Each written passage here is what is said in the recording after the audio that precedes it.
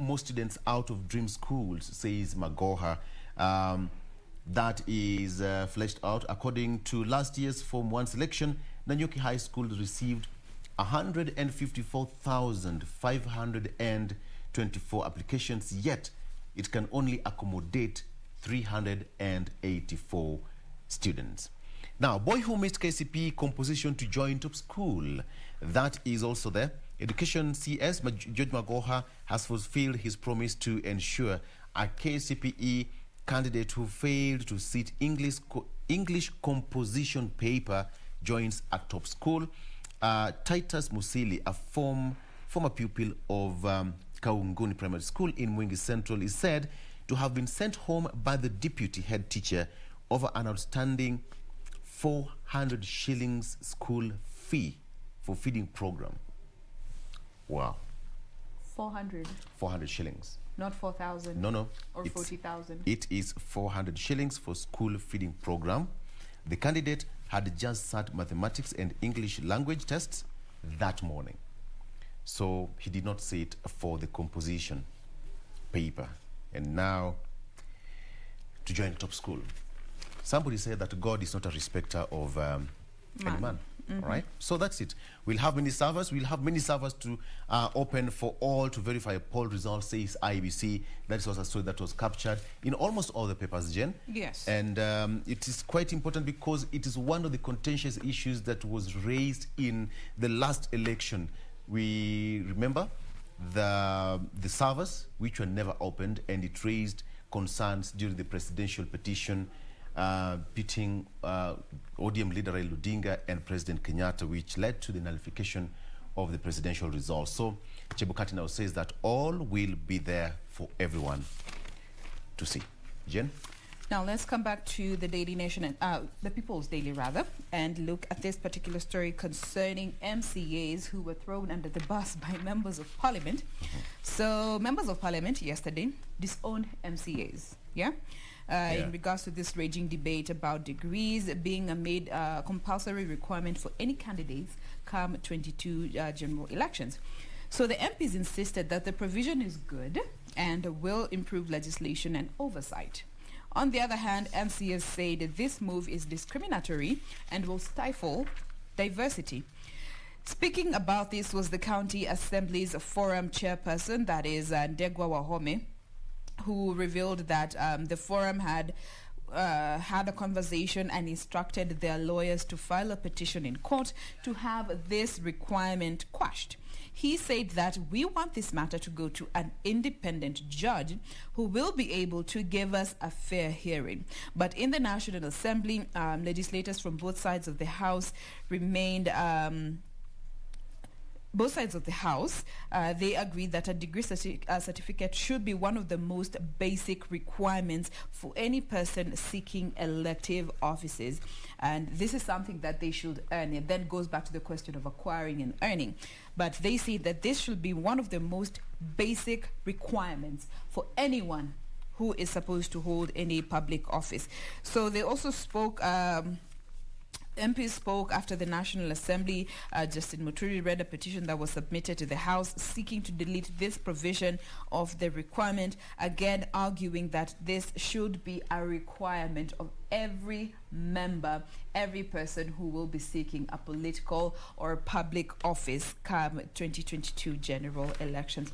And I remember, this is something that you were having as part of your conversation yesterday, Victor, on people and politics. And there were two sides of the divide that were brought up by the guests. We had Dr. Rotich in studio saying that, it shouldn't be a requirement for all members depending on the offices that they hold. At least for MCAs, they should be required to have a KCSE rather certificate at minimum for MCAs because, they deal with the people directly. But looking at the higher offices, a degree is a must. And we also had Dr. Simeha, who was arguing, Dr. Tubi, Simeha, who was arguing that it should be a requirement for every member. Let me just ask you, Vic, personally, is it something that you feel is important, like when it comes to a degree and it being a necessity, looking at both sides of this argument, depending on the office or a requirement for all? again, based on the requirement by the IBC, the bare minimum for almost all the candidates, and of course what our analyst said here yesterday, they said that you know, when you go back to the MCA's positions, having a degree should be a must, because theirs is just a matter of, you know, to oversight. But then when you go to the higher offices, start from the senators, governors, moving up to the president level, then you should have a bare minimum of a degree. Having in mind that, for example, being a governor, you are responsible for, you know, running of a particular county, for example, and legislative issues, you know, you'll have to tackle them properly. Yes. Let's talk about something to do with matters law or economics, the financial muscles of a county. If you are, for example, a KCSE, or for LEVA for that matter, how would you tackle issues, for example, to do with running the county in terms of revenues, understanding the, you know, the mathematics and all the financial jargons, the science behind it. Yeah.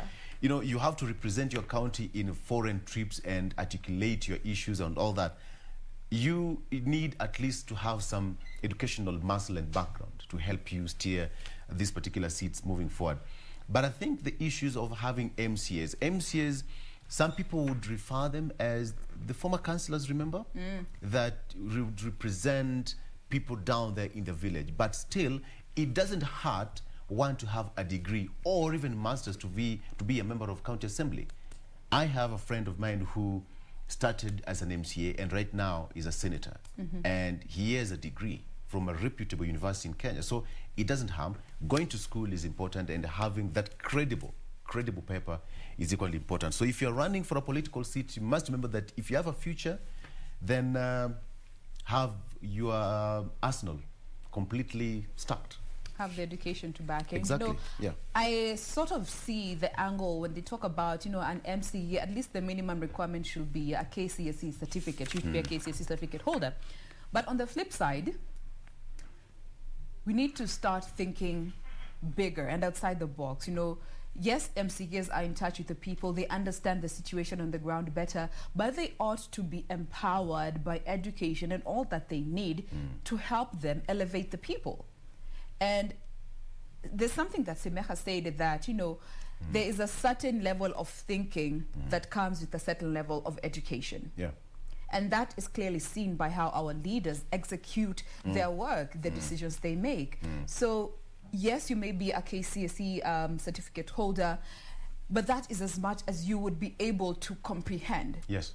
And given you are holding a public office, I think that educational backing of higher education is very important to even help with this development. Because yes, you will represent the people in the space, but going to the national government, how will you be able to articulate these issues if you are not even in a position to understand the dynamics that, you know, come into play and work together to just make that wheel keep going around? So I completely agree with this particular requirement that is being put in place. Education ni muhimu. Ni muhimu. Masomo muhimu. All right, Jen. Yes. The director says that in the headlines, coming to an end at that point. Yes, we have to wrap it up at that point. All right. We have fantastic discussions coming up, so you definitely don't want to miss out on that. But do stay with us. After the break, we get started with those conversations.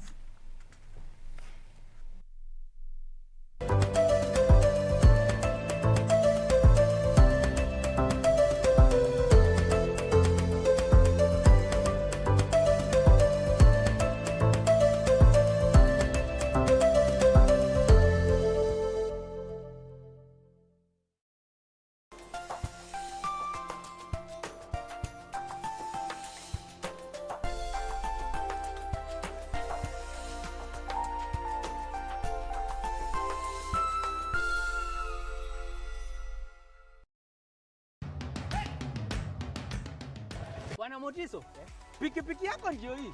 Uko shwani yangu. Hii pikipiki ni, unakumbuka uniekelea the lowest unique bid yako ilikuwa ngapi? 18 shillings. Na unajua kuendesha hii gari?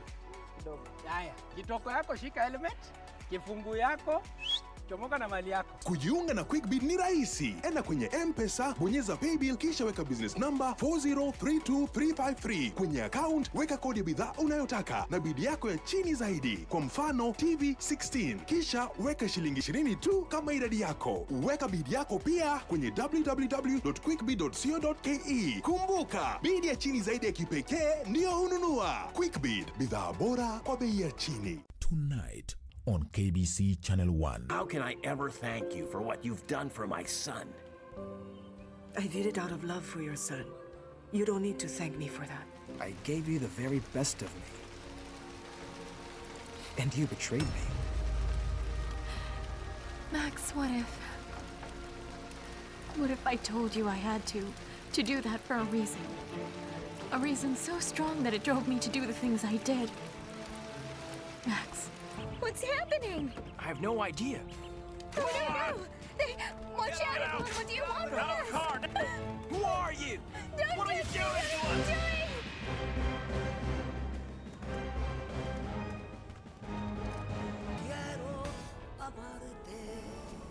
Tonight on KBC Channel 1. Hello. Hamjambo. Nzuri sana. Kidogo park on risk please. Watoka wapi? Jirani yako mimi nakaa hapa phase 2 hapa. Wewe unasema waka mashambani wewe. Mimi naishi hapa karibu phase 2. Hatoke ndamiayo na kusikia. Hata gari zangu zoshwa pale karibu hapa gari 4. Mwanangu mimi kazi yangu ni Kanda Warriors. Kanda Warriors. Wale Red Indians. Next on. Wewe ushapata kazi unasahau ulikotoka. Mama namchukia. Wewe ulikuja hapa kula ama ulikuja hapa kufanya kazi? Nilipanga pesa mkuja hapa kwa nini? Kwa ofisi kushinda mmeongea about Arsenal.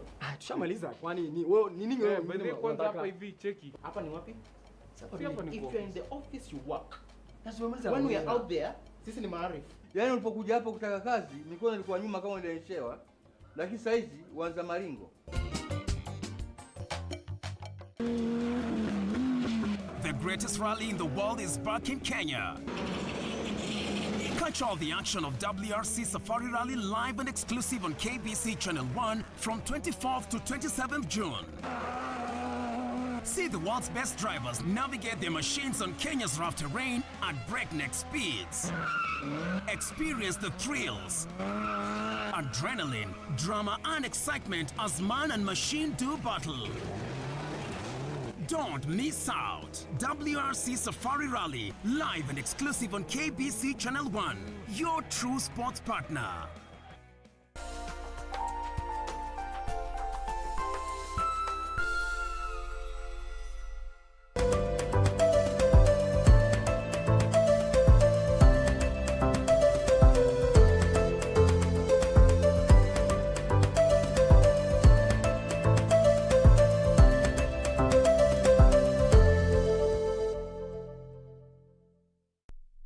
Welcome back. We are always glad that you choose to continue being with us through and through. But in case you're just joining us, karibu tena sana. This is Good Morning Kenya. My name is Jane Wamboy. Remember, you can always interact with us. Let us know where you're watching us from, how you're enjoying the show. Tuma salamu, all that goodness. We welcome it this beautiful early morning, and you can do so on our Twitter platform. The hashtag is Good Morning Kenya. Our official station handle is at KBC Channel 1. Our individual handles, my colleague and I, that is at Victor Olo and at Jane Wamboy, is how you can find us across the socials. So now we want to get started with our first discussion. And as I had mentioned earlier on, this is all about our roads. You know, we are in a space where we are seeing a lot of construction going on, you know, just improving our roads, recarpeting all over the place.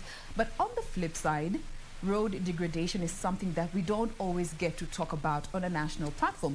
We complain about it on social media, we complain about it in our local setups, but we never really get to have such conversation on such platforms to understand why this is happening and, you know, what are required of the drivers who use the roads and any other person who is a stakeholder or part of the value chain when it comes to their role in the road degradation. So that is what we want to talk about today, and more so also looking at the aspect of overloading of trucks on our road and what consequences that has on our roads.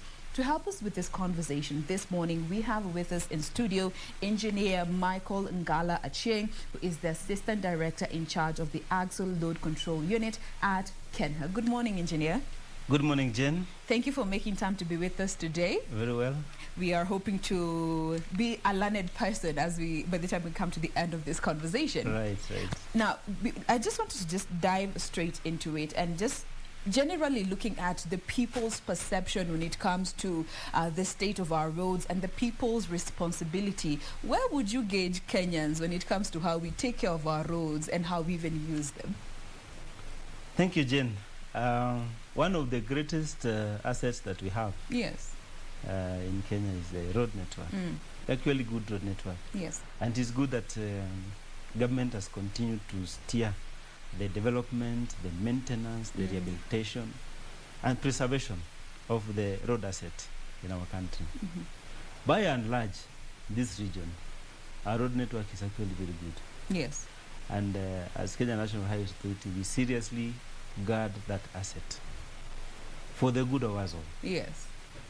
KENHA is in charge of the key trunk road network, international trunk roads and the national trunk roads, which are the backbone of the road transport. Yes.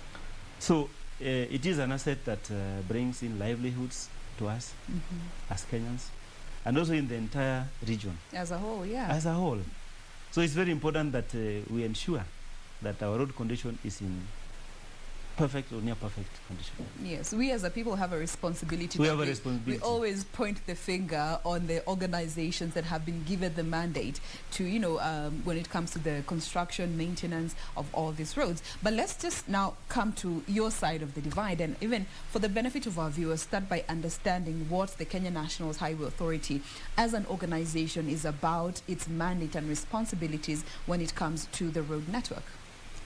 Yeah, thank you, Jen. Kenya National Highway Authority was established in 2007 by the Kenya Roads Act. And that act established 3 road authorities, which actually reformed the road subsector from the Roads Department in the Ministry of Roads and Public Works, then to the now Kenya National Highways Authority, Kenya Rural Roads Authority, and Kenyan Urban Roads Authority. The Kenya National Highways Authority is in charge of Class A, B roads, and also the S. Here is the superhighways. Okay. We have the Thika superhighways. There's no other road in Kenya like the Thika superhighways, which is on its own class. And Class A, B?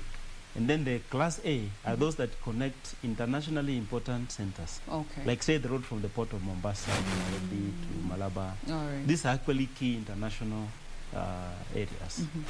Then we have the national trunk roads. These are now other roads apart from the key road corridors. I would give an example of, say, a road from, I don't know which one you're familiar with, but if you are talking of, say, a road from Isinya, Kiserian, Gong. Okay, yes. okay, I understand, yeah. The road from Maimah Hill to Narok to Kaplong, those are the roads. Those are now national important trunk roads. Yes. So KENHA is in charge of that. Okay. In terms of maintenance, in terms of the construction, that is development, and also the protection of the road asset as it is. We have the road reserves. Yes. All right. Right now, when you're moving along our corridors, you see very well cleared roadways, and you can actually see it enhances safety. Yes. Yes. And of course, we have a policy. We don't want to see potholes on our highways. But of course, that also is contributed by other factors. Yes, which we'll be getting to in a minute. Which we'll be getting into. Yes. Now, when you're looking at our roads, in order to qualify this as a good road, after having undergone maintenance or recarpeting, after having gone development, what are those units of measurements that, as KENHA, you use to determine the quality of the roads that are there? Yes, one. Be the driver on the road. That section you are driving on should not have potholes. It should be comfortable for you to have comfortable drive. Yes. The drainage should be clear and free draining. If it rains, the water is able to pass. The verges, that is from the drain going towards the boundary, should be cleared, very low vegetation, so that you're able to see where you are going. Visibility issues. Visibility should be clear. If something happens to cram to the road, you're able to see and take appropriate measures as a driver. Now, that is the measurement of how you look at what a good road is. It's a road which can give you a good level of service. Yes. All right. Now, I want us to now come to Axle as a unit, which for most people might not even know this actual unit exists unless you are a driver, then you have interacted with this particular unit. But for the benefit of our viewers, what is the Axle unit all about? First of all, I would start by enlightening the viewers on what an Axle is. You have the front wheels. Now, you have a wheel on this side and a wheel on the other side. There's a bar which is connecting them so that they move. So that combination is an axle. Okay. It is the point at which the weight of the vehicle is transferred onto the road. And distributed, yes. And yes. So we have various configurations of axles, ranging from the small cars to the medium goods vehicles. These are like the canters, which have got the two axles, the front and the rear. And then you have those many others, which are varied. Yes. We have around 7 axles maximum, which is allowable in the Act, both the East African Community Vehicle Load Control Act and our own Kenyan law, the Traffic Act. Yes. So, the total that a vehicle should actually carry, inclusive of its weight, is 56 tons. Is that the maximum within our country? That is the maximum weight. That's the maximum weight of a truck within our country and also within the region. Okay. Because we are interconnected one way or another by our neighbors, our neighboring countries. Yes. Yes.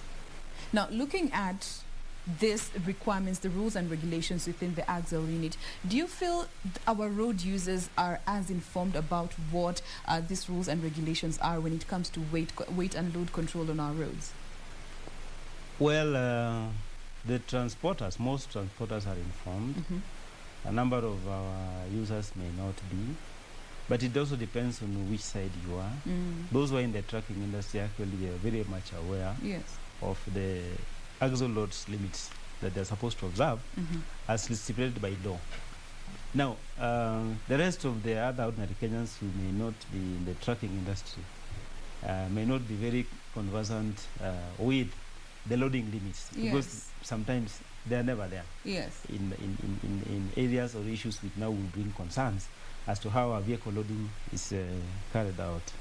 But by and large, this is something that is continuous. We continue to inform the public, even if you're not a trucker, to understand the basics of being a road user. Yes. Now, that brings me to the whole aspect of weigh bridges. You know, for some, we just see trucks, you know, in a queue waiting to be weighed. That's just part of what is normal. But what is the purpose of having these weigh bridges at specific points? And even if it tells us how many weigh bridges we have across the country. Thank you, Jen. Weigh bridges are actually overloading control centers.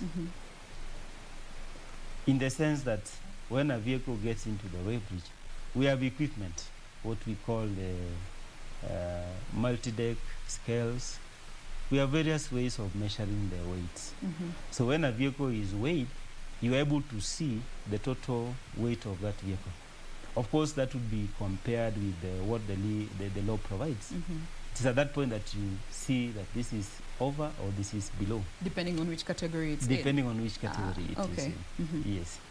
An example is a vehicle, these tippers, the ones that you see are carrying construction materials. Back and forth. Back and forth. Yes. They have a front axle.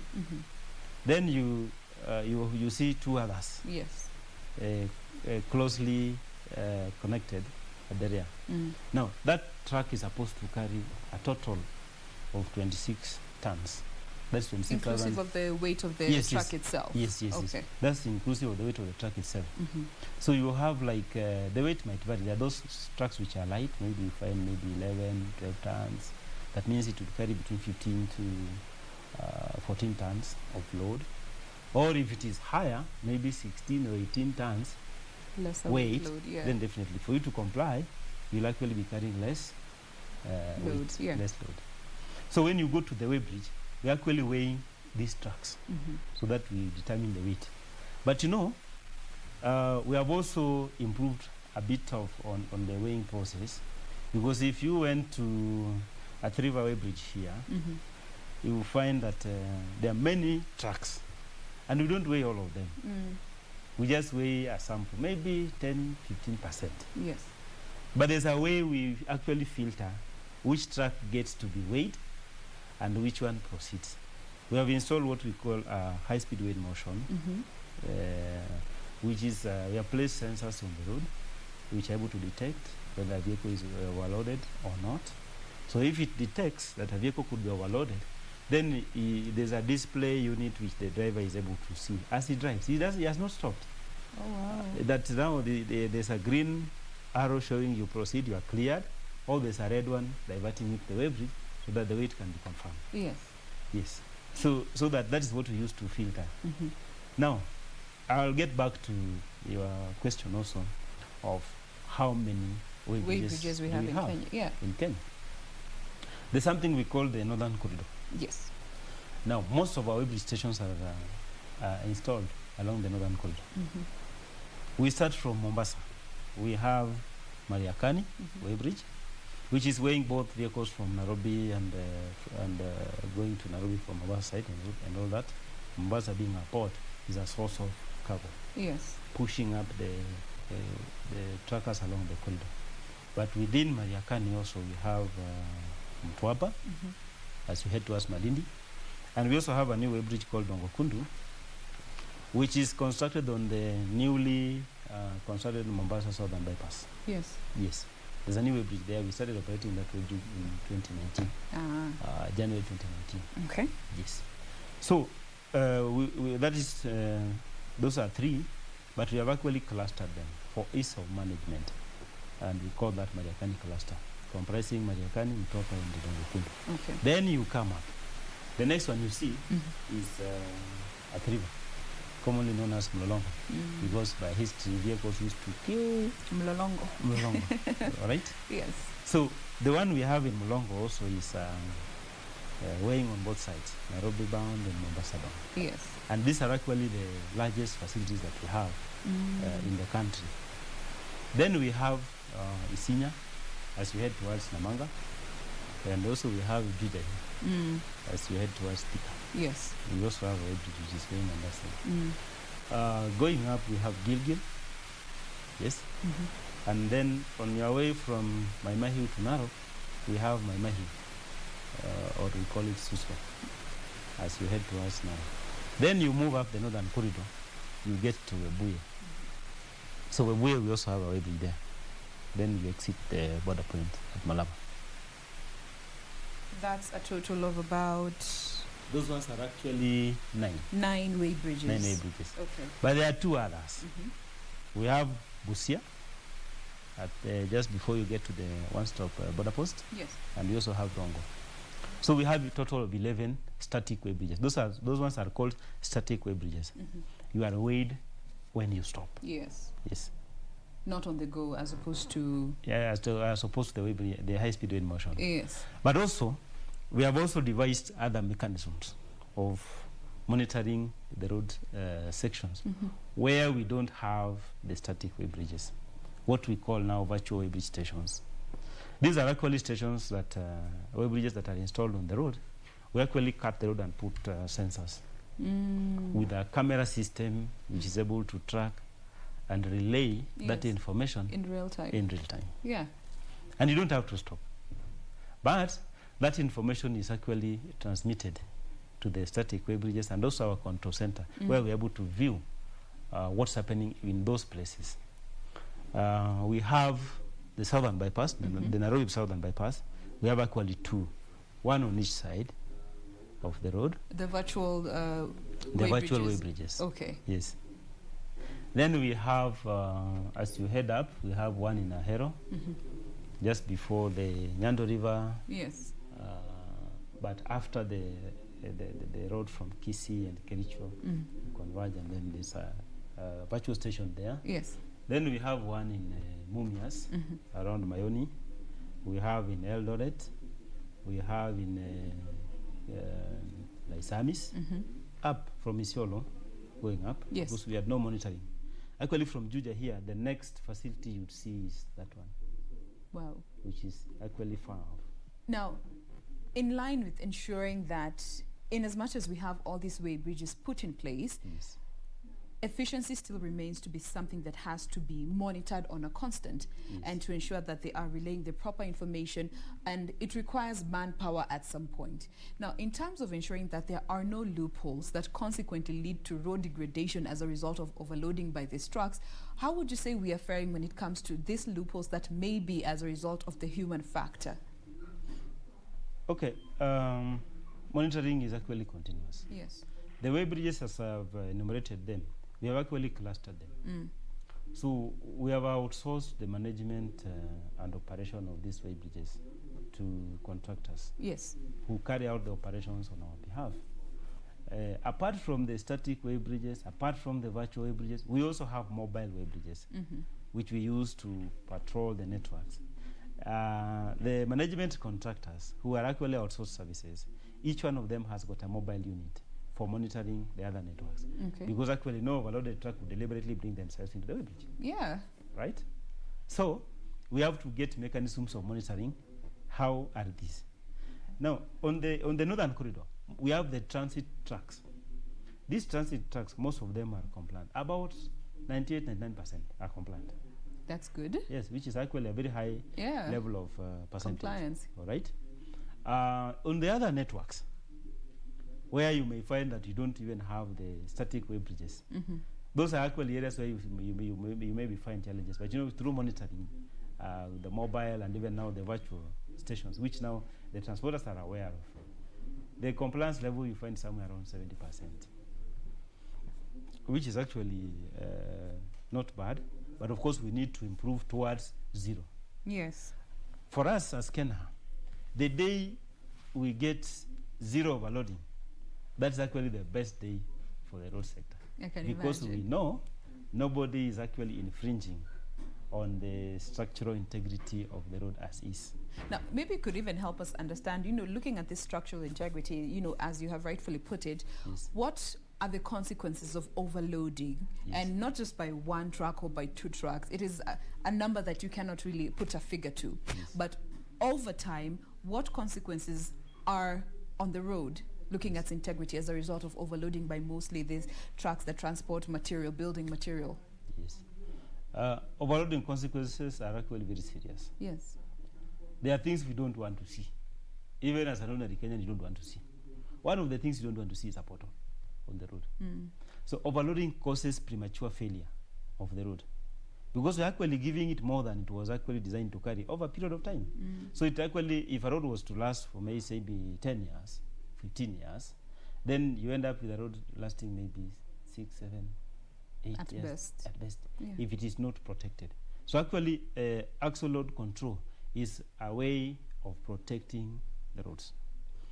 An overloaded truck, for example, apart from destroying the road pavement, the road structure, is also dangerous to other users. It's difficult to control. If an overloaded truck loses control, definitely that's an accident scenario. We actually don't want to see such kind of things happening. So it's a safety concern, in other words. Yes. Yes.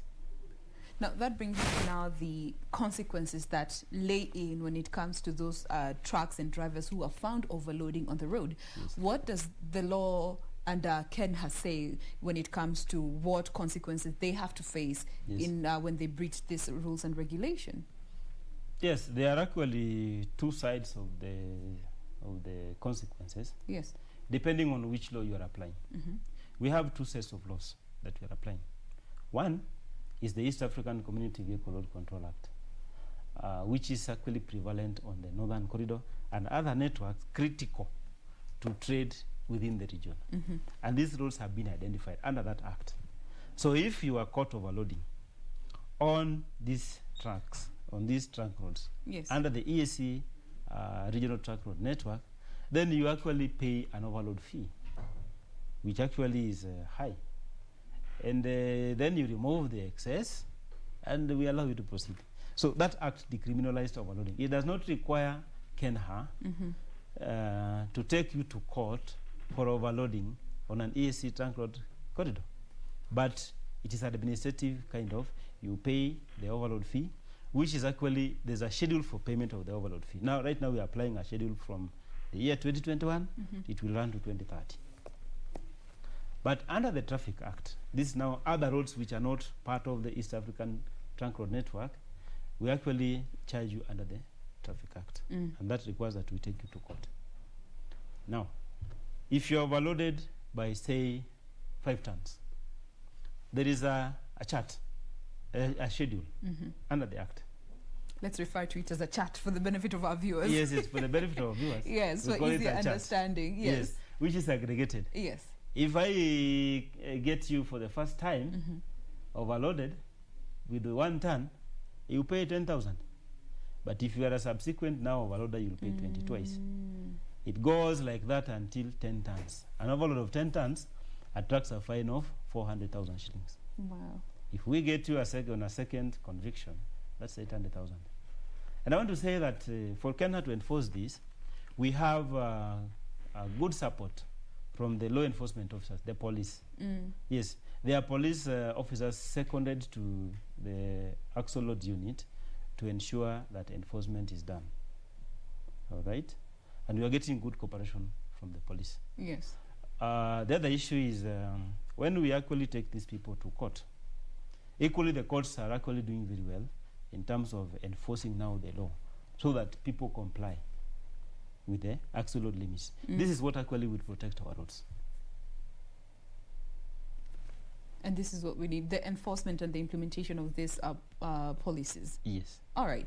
Yes. Now, remember we're talking about the state of our roads. We're in a space where we're seeing a lot of construction going on, but on the flip side, how are we doing as a people to just make sure that we are maintaining these road networks that are constantly being developed? Just the other day we were seeing conversation about vandalism along the highways. Why is that? This is what we're talking about today, and particularly narrowing in on overloading. So we welcome you to continue sharing with us your thoughts in regards to this conversation. I will be sampling some of what you have sent through in a bit, but first we want to take a very quick breather, but still keep sending in using the hashtag GoodmorningKenya on Twitter. At KBC Channel 1 is our official station handle. My handle is Jane Momboye, and my colleague he is at Victor Olo. Send in your feedback. We'll be sampling them when we come back from this break. Stay with us.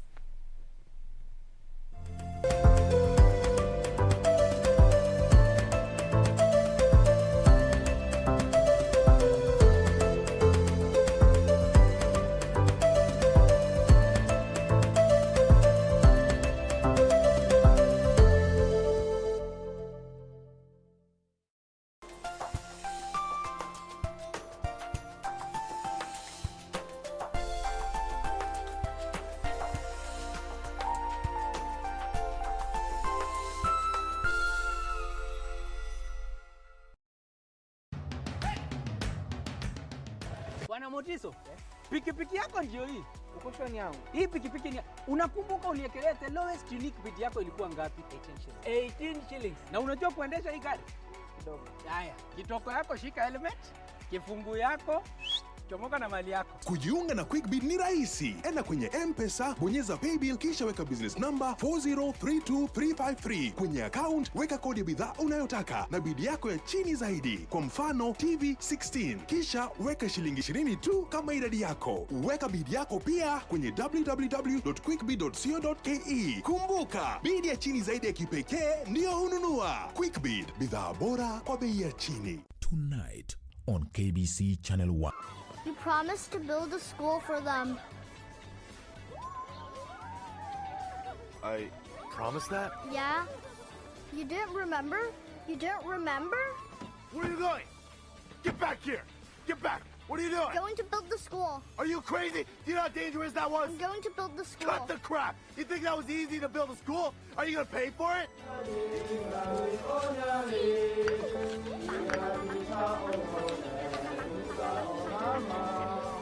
Hello? Carry the bricks. Hello? Who's there? Hello?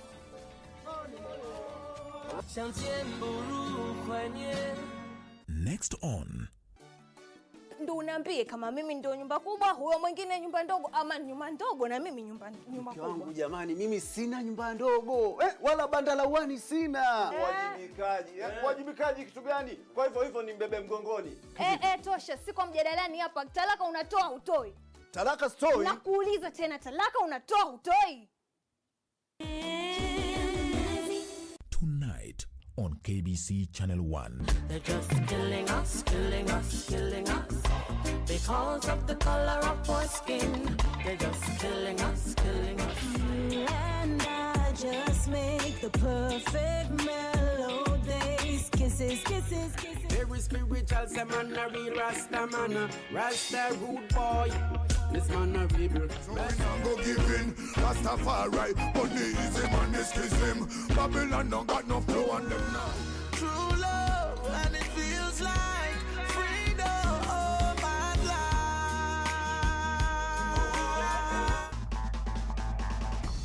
My name is Jeremy Wahome. I'm 22 years old and I'll be taking part in the upcoming WRC Safari Rally event. I'll be driving the number 64 car with my navigator Victor Okundi. And this has all been made possible from being selected to be a part of the FIA Rally Star program. So I'm looking forward, definitely going to be putting my best foot forward. It's a very once-in-a-lifetime opportunity to get sponsored in motorsport. So I would like to make the most of this. And yeah, thank you for your support thus far, and let's go represent Kenya.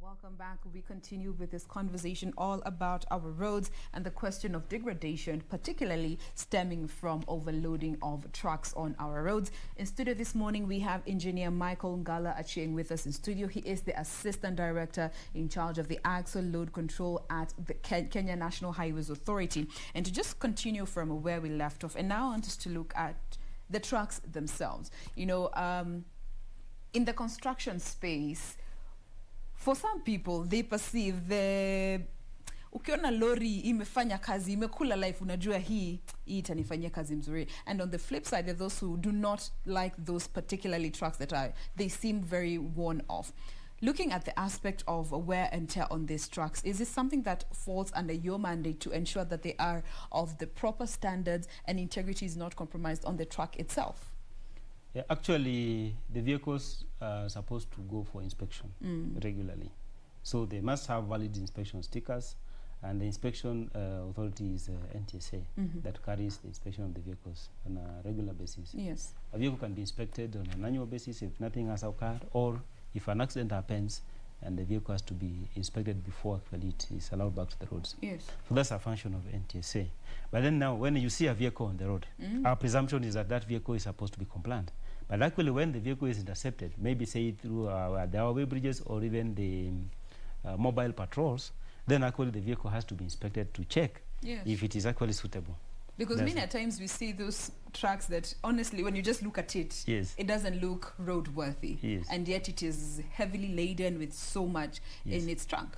Yeah, so those are things that we actually check when we intercept a vehicle. Otherwise, ordinarily, the traffic officers that are there on the road are supposed to actually check on the regular compliance. That's why we have traffic police on the road at certain sections. Yes. Although now their numbers are reduced, but the function is to check on the roadworthiness of the vehicles on the road. All right. Yes. Now, looking at how you also work with other agencies that, have a huge role to play when it comes to the transportation sector and the roads, there's the NTSA, there's the police, the traffic police. How do you work with them to ensure that you are working towards the same goal? You might find a situation where a driver has been found with a truck that is overloaded, or a specific company usually is found to have trucks that are overloaded. How do you work together to ensure that you don't have repeat cases from the same company or from the same driver over and over again, and yet they are still on the roads? Yes, a number of instances we have met vehicles which do not even have the registration number plates, but yet they are carrying load. Yeah. So in such a case, we actually impound that vehicle and forward the chassis number of the vehicle to NTSA to give us the identity of that vehicle and even the ownership, so that we can actually process that vehicle in court for enforcement purposes through the police. So we have a collaborative arrangement with NTSA, the National Police Service, but even the transporters themselves. Yeah. We have actually involved them and we sensitize them. A number of times we carry out sensitization programs with the transport companies. Free of charge, we don't charge them because we want them to know. It's supposed to be a continuous lesson learned. It's a continuous lesson learned. So that we move them from the offending side to the compliant side. That's what would keep our roads good. Yes. Yes. All right. Now, another aspect that you had mentioned, when we were on break, is in regards to wide load trucks. Yes. Occasionally, you always get to see a truck that is escorted by a single cab or double cab in front and behind. What are the requirements of such trucks and such weights on the road? Yes, this is what we call wide load or abnormal load. Ordinarily, the abnormal loads actually go outside the carriage vehicle. Yes. This requires that they have to meet certain criteria for them to be allowed onto the road. And we have a permit portal system, an online permit portal system, whereby such transporters, they log into the portal and they feed in the vehicle details, dimensions, and the weights, which the system checks because it has been actually programmed. If the weight is higher than what is allowed for that particular configuration, it will not be allowed. Oh. Right. So one of the conditions that will give, once it satisfies all the conditions, one of the conditions is the time of movement. Such a vehicle is allowed to move between 6 a.m. and 6 p.m. so that they are not a danger to other road users. Yes. But also, at certain dimensions, require that a vehicle is accompanied by an escort, both rear and front. The police escort and also maybe the owner's escort to alert other road users that yes, a wide load is coming, and of course with the signage that yes, this is a wide load, so that even when you are approaching that vehicle, you're able to slow down for safe passage. Yes. So those are the conditions that we give for people to transport such kind of cargo. All right. Yes. And is this the only category that requires to get these special permits? Yes, they require to get the special permits because of the nature of safety. Even the bridges that we have, see, there are places where you actually are going under a rail bridge or a road bridge, and there are actually clearances that you have to check.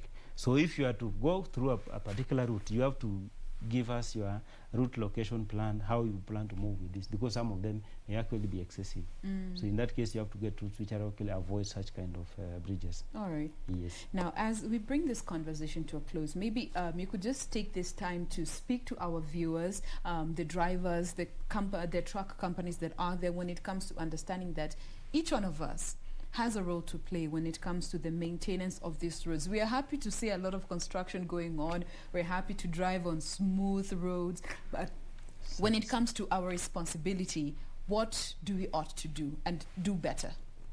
Yeah, thank you. It's our responsibility as a whole, as a country, that we must take care of our asset. The coming financial year alone, government has allocated over 180 billion to go into road construction. You see there are a lot of work that is being done here in Nairobi alone, all right?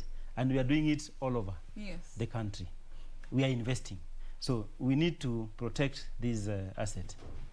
We also encourage the wananchi to report to us areas where they see this kind of activity as a menace, because it's actually destroying their road. Yes. So we have a responsibility to safeguard it.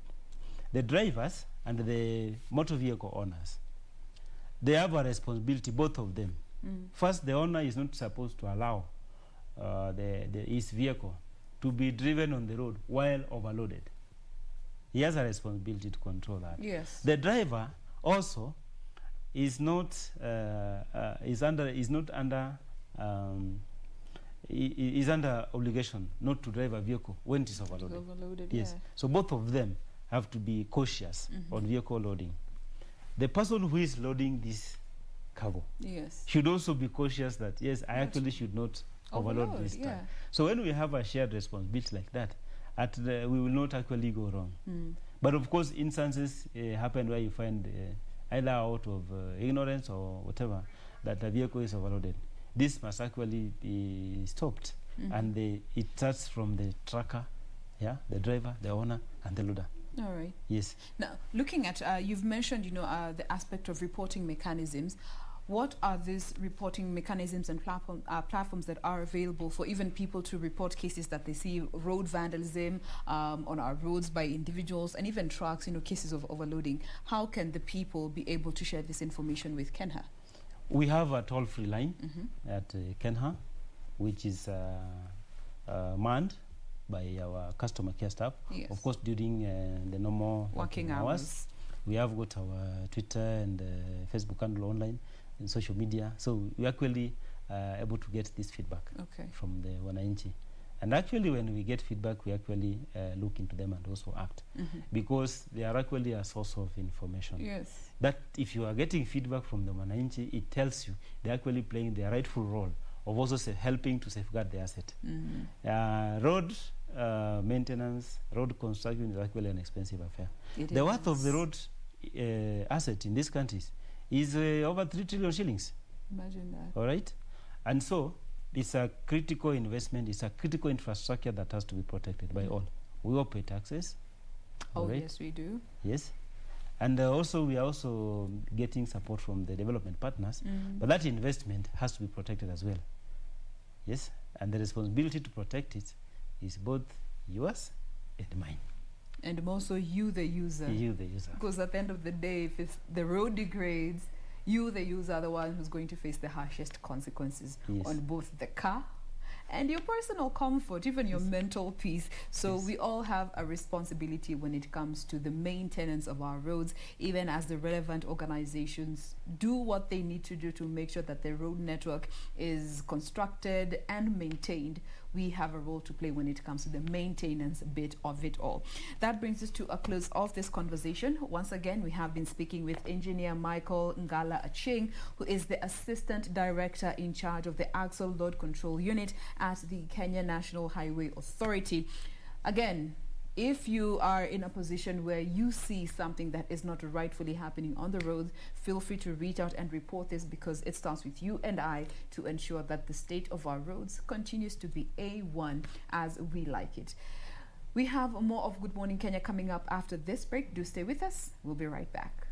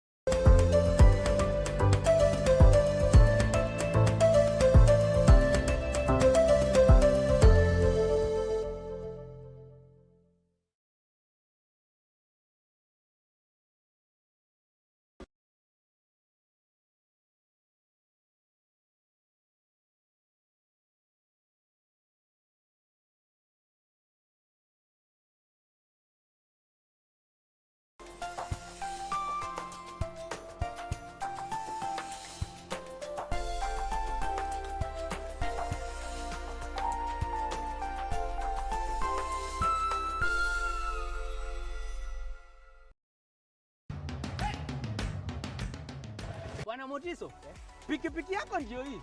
Uko shwani yangu. Hii pikipiki ni, unakumbuka uliekelea the lowest unique bid yako ilikuwa ngapi? 18 shillings. 18 shillings. Na unajua kuendesha hii gari?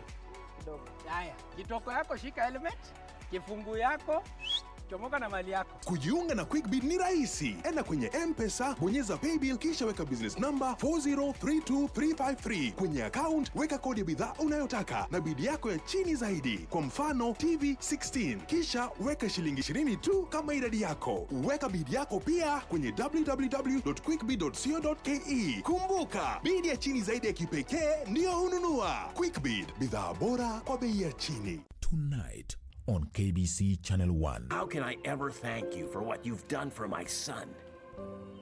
I did it out of love for your son. You don't need to thank me for that. I gave you the very best of me. And you betrayed me. Max, what if I told you I had to do that for a reason? A reason so strong that it drove me to do the things I did. Max. What's happening? I have no idea. Oh, no! Watch out! What do you want from us? Who are you? Don't What are you doing to us?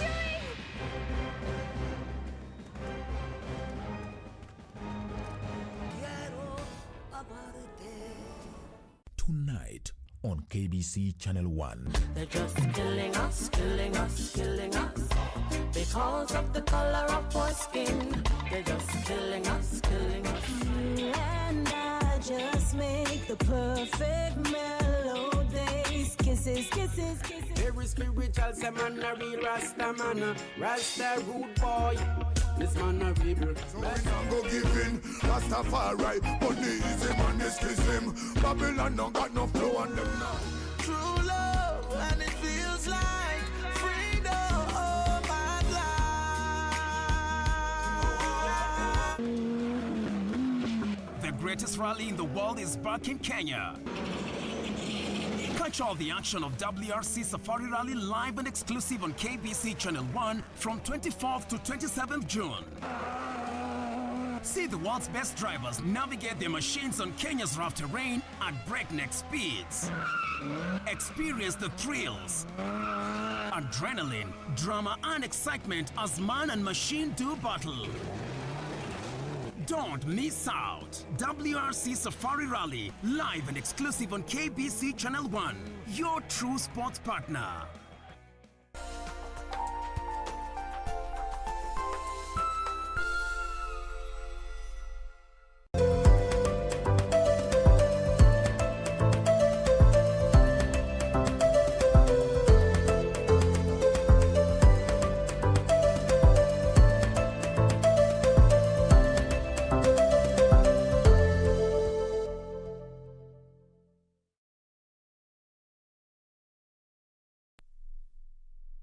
Welcome back. You are still watching Good Morning Kenya, and of course, after that very good debate with Jane and the engineer, now let's shift gears and talk about some of the issues that's affecting you. Now let's focus on the viewpoint.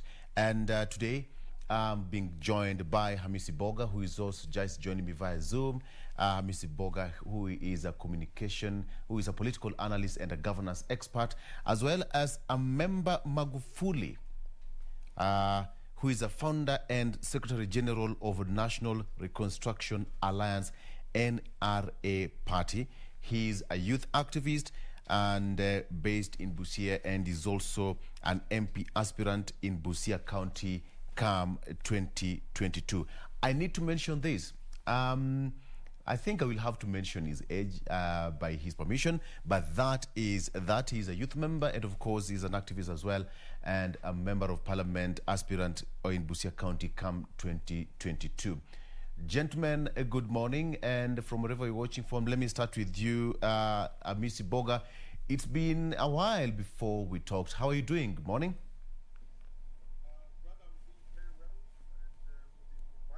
But now just come back to the city. The city is a bit cold for some of us who come from the ocean. Yes. But we have been here long enough to adjust. Absolutely. And I'm Member Magufuli. Good morning. How is Busia County doing?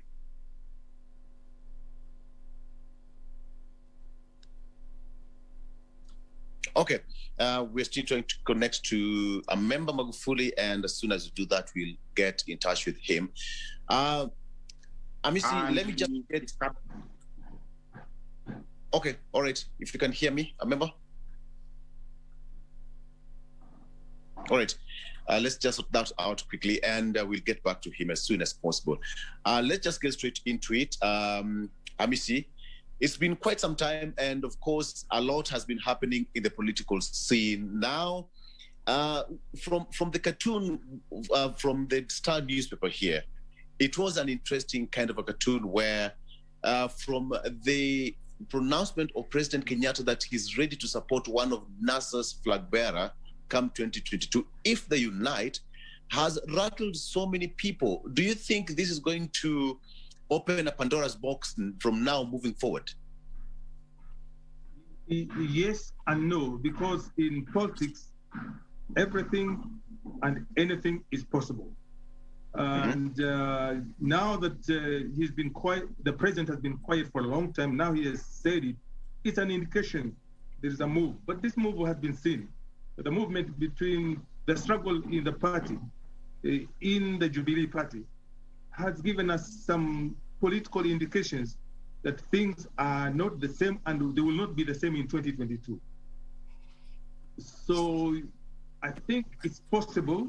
The first indication came when the president was in Vihiga during the burial of the mother of Mheshimiwa M.M. We could see some indications that he's ready to consider the other regions apart from the regions that he comes from and the region that the deputy comes from.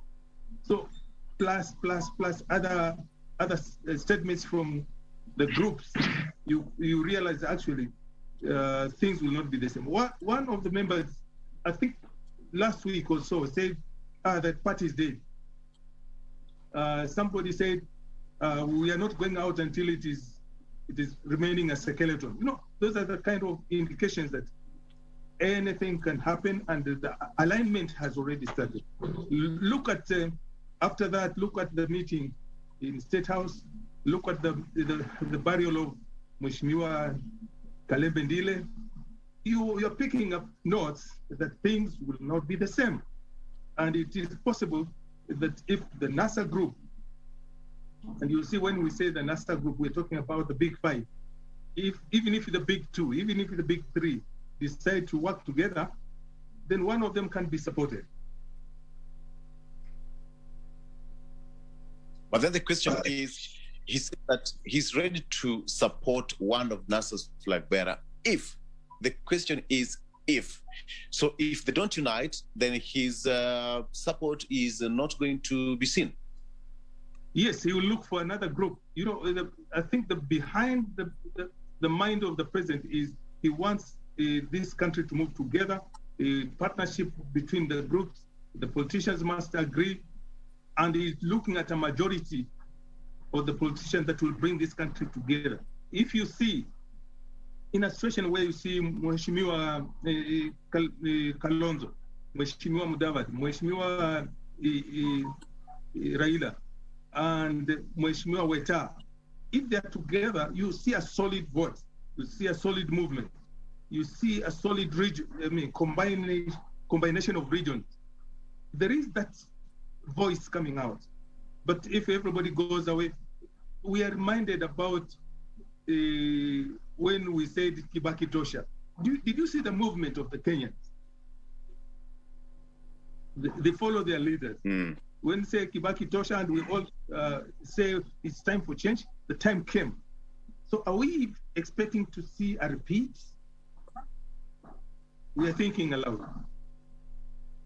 Absolutely. And we also remember when President said that, during a burial of Musalia Mudavadi's mother, he said that hata yeye pia anaweza amua aseme that power can go anywhere else, not supposed to be one community over the years. So are we likely to see this happening, or is this a clear indication of the president's intention to make this happen? My view is, I think he was replying and answering some very deep questions that some people had. because the original party was 10 years for President Uhuru, 10 years for Deputy President Ndugu William. Some of us are thinking 10 years Uhuru, 10 years Ndugu William. What happens after that? The rest of the region in terms of that sharing of those positions, the sharing, the problem is distribution. If we had a good system of distribution of resources and accountability, I won't care who becomes the president, because I know there's a system and everybody, but the current, our history, it says where the president comes from, some goods will go there. This is a fight, and Kenyans must revisit this concept of distribution, equitability, sharing, accountability, removing of corruption. Nobody would care who sits in that seat, but we know if somebody sits there, then he's lying. If you look at the distribution of, let's go to the top, the distribution of the positions. Yes.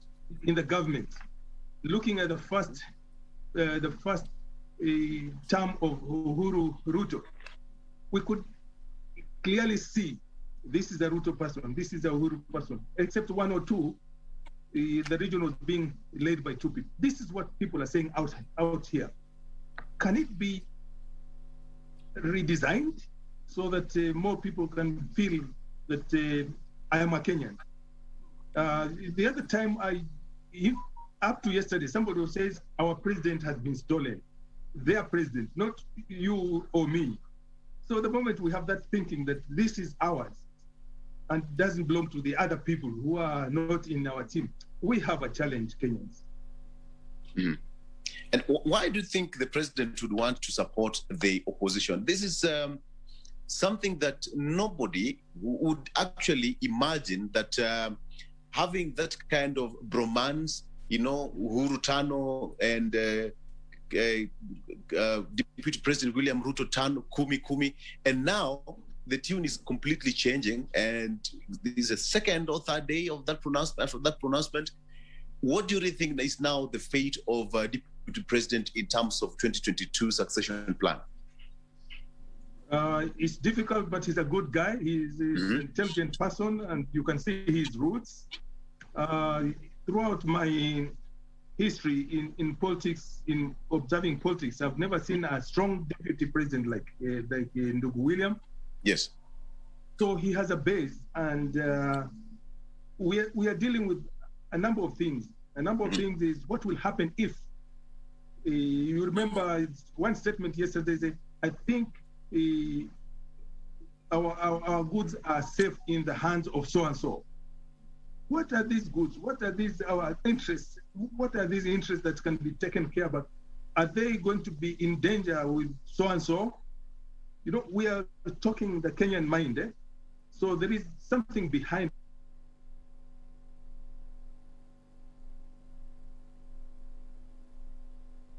that time. Handshake is saying a number of things.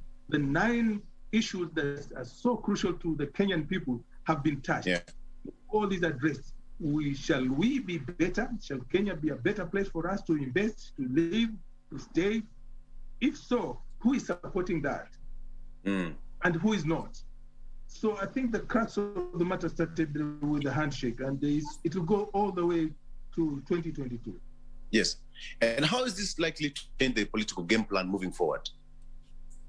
Political plan is those of us who are coming from the political thinking side it's going to be better for Kenyans.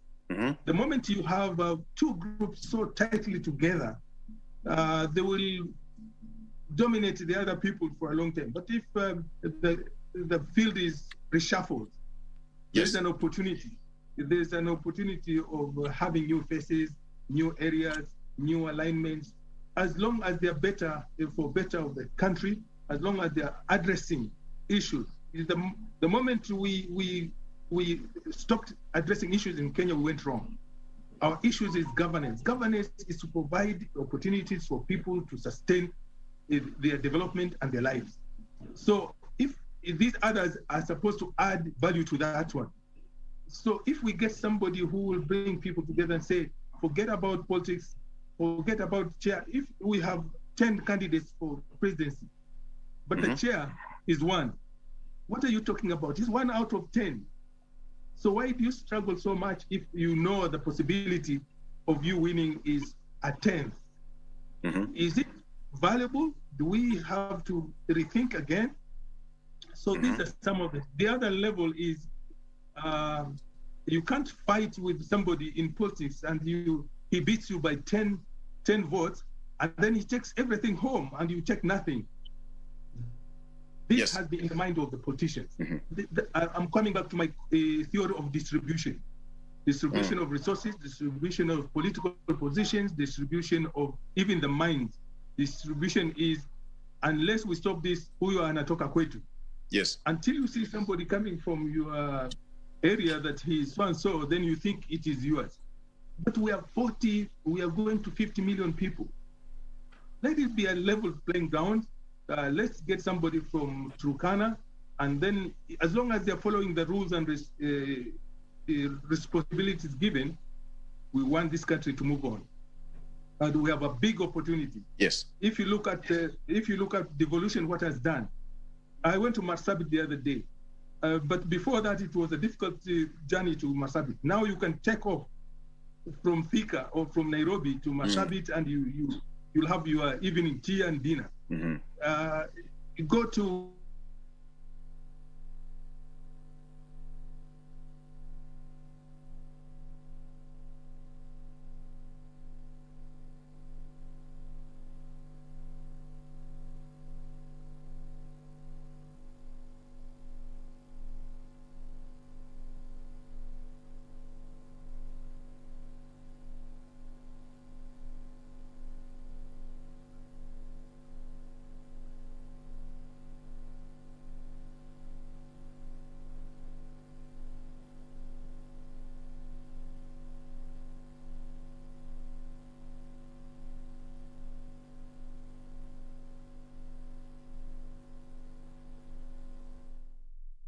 Hamisi Boga, we are talking about pertinent issues here. The 2022 succession plan. Remember, President Kenyatta just said the other day that he is ready to support any of the NASA's candidate only if they come together and unite as a team. And that he's already raising eyebrows from the Tanga wing that is led by the Deputy President himself and members allied to him. The question is, how is it going to be moving forward? And having in mind that all of these politicians, that is President Kenyatta, Deputy President William Ruto, and all of them just working on that, all right? Yeah, that's a good thing of working with technology. So how is the president going to juggle all these things moving forward, having in mind that his deputy, they broke ranks months ago with the Deputy President William Ruto, and now the pronouncement that is ready to support any of the opposition, that is NASA chiefs.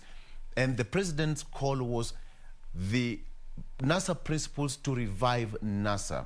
So seemingly, NASA is not dead, as was purportedly said by several people that NASA was dead. But you see, this politics, it can be created, a perception can be created in the heads of people to create a scenario that, or a situation that something is happening in the country. And of course, about politicians, it's just about how you're going to malign the name of your opponent. So that is going to be the next debate for the next couple of weeks, if so, because moving forward, election is just around the corner. To politicians, there's no time left.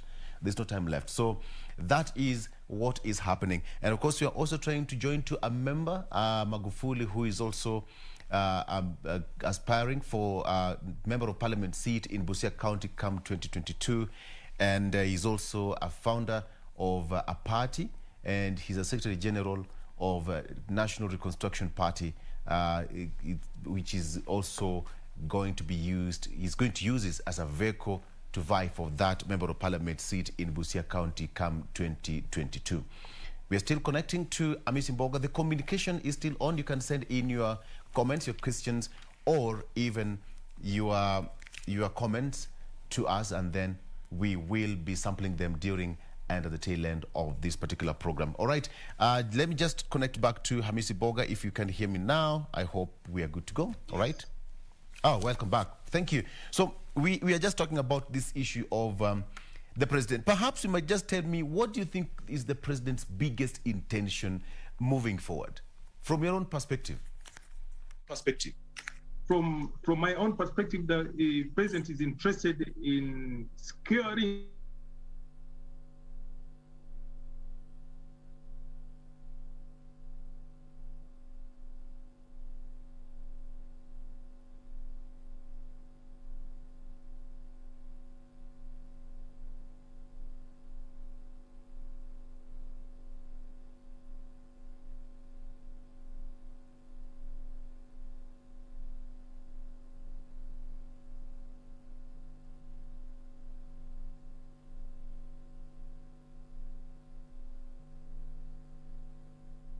Deputy President accused the President of intentionally destroying the party, that is the Jubilee Party, to pave way for support of regional and tribal parties.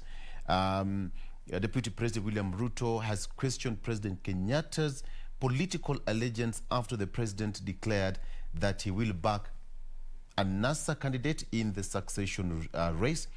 In a hard-hitting tweet crafted in Kikuyu, Kalenjin, and English, Ruto accused the president of intentionally destroying the Jubilee Party to pave way for support of regional and tribal parties. Let me just read that briefly. The DP used the opportunity to build a case for United Democratic Alliance UDA party that is associated with and the president. Okay, so let me just quote what the DP said in that. So, and I quote, so what happens to the Turakus, the Kumera contingent, the 8 million of us? None. No youth, no woman, no man of the 8 million who woke up early and voted 3 times for UK WSR, that is William Samoei Ruto ticket merit support. Sawa tu, tutajipanga na support ya Mungu. The DP tweeted. Perhaps, Hamisi, if you can just get me understand this. The DP, after that, the pronouncement by the president, sent out that tweet, and perhaps he was just, you know, directing his addressing his boss directly. Yes, because the moment you mention the party you're touching the presidency, and William is one of them. Yes. This thing did not start this week or last week. When the handshake came, the Jubilee structure, you can see the number of meetings that they have held. You can see the struggle between the leadership in the party. And maybe it's a response to, if you can form UDA, then I can join somebody else. Do you see? I want us to look at both sides of the coin. Sure. Even UDA was meant to finish. You remember I said, somebody in one group said, we shall stay until Jubilee is a skeleton. We shall have a different, and the home was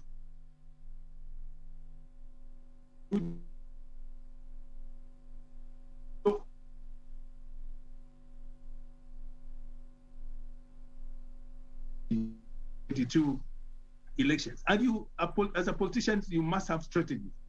And now I think the gloves have been removed. And when somebody throws a piece, it may hit your head.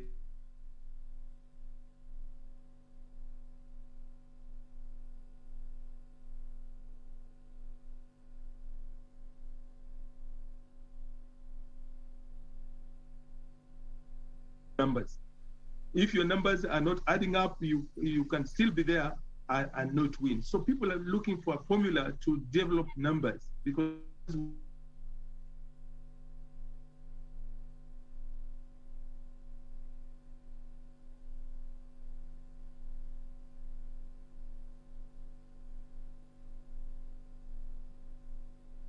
the part okay, all right. To believe. We've lost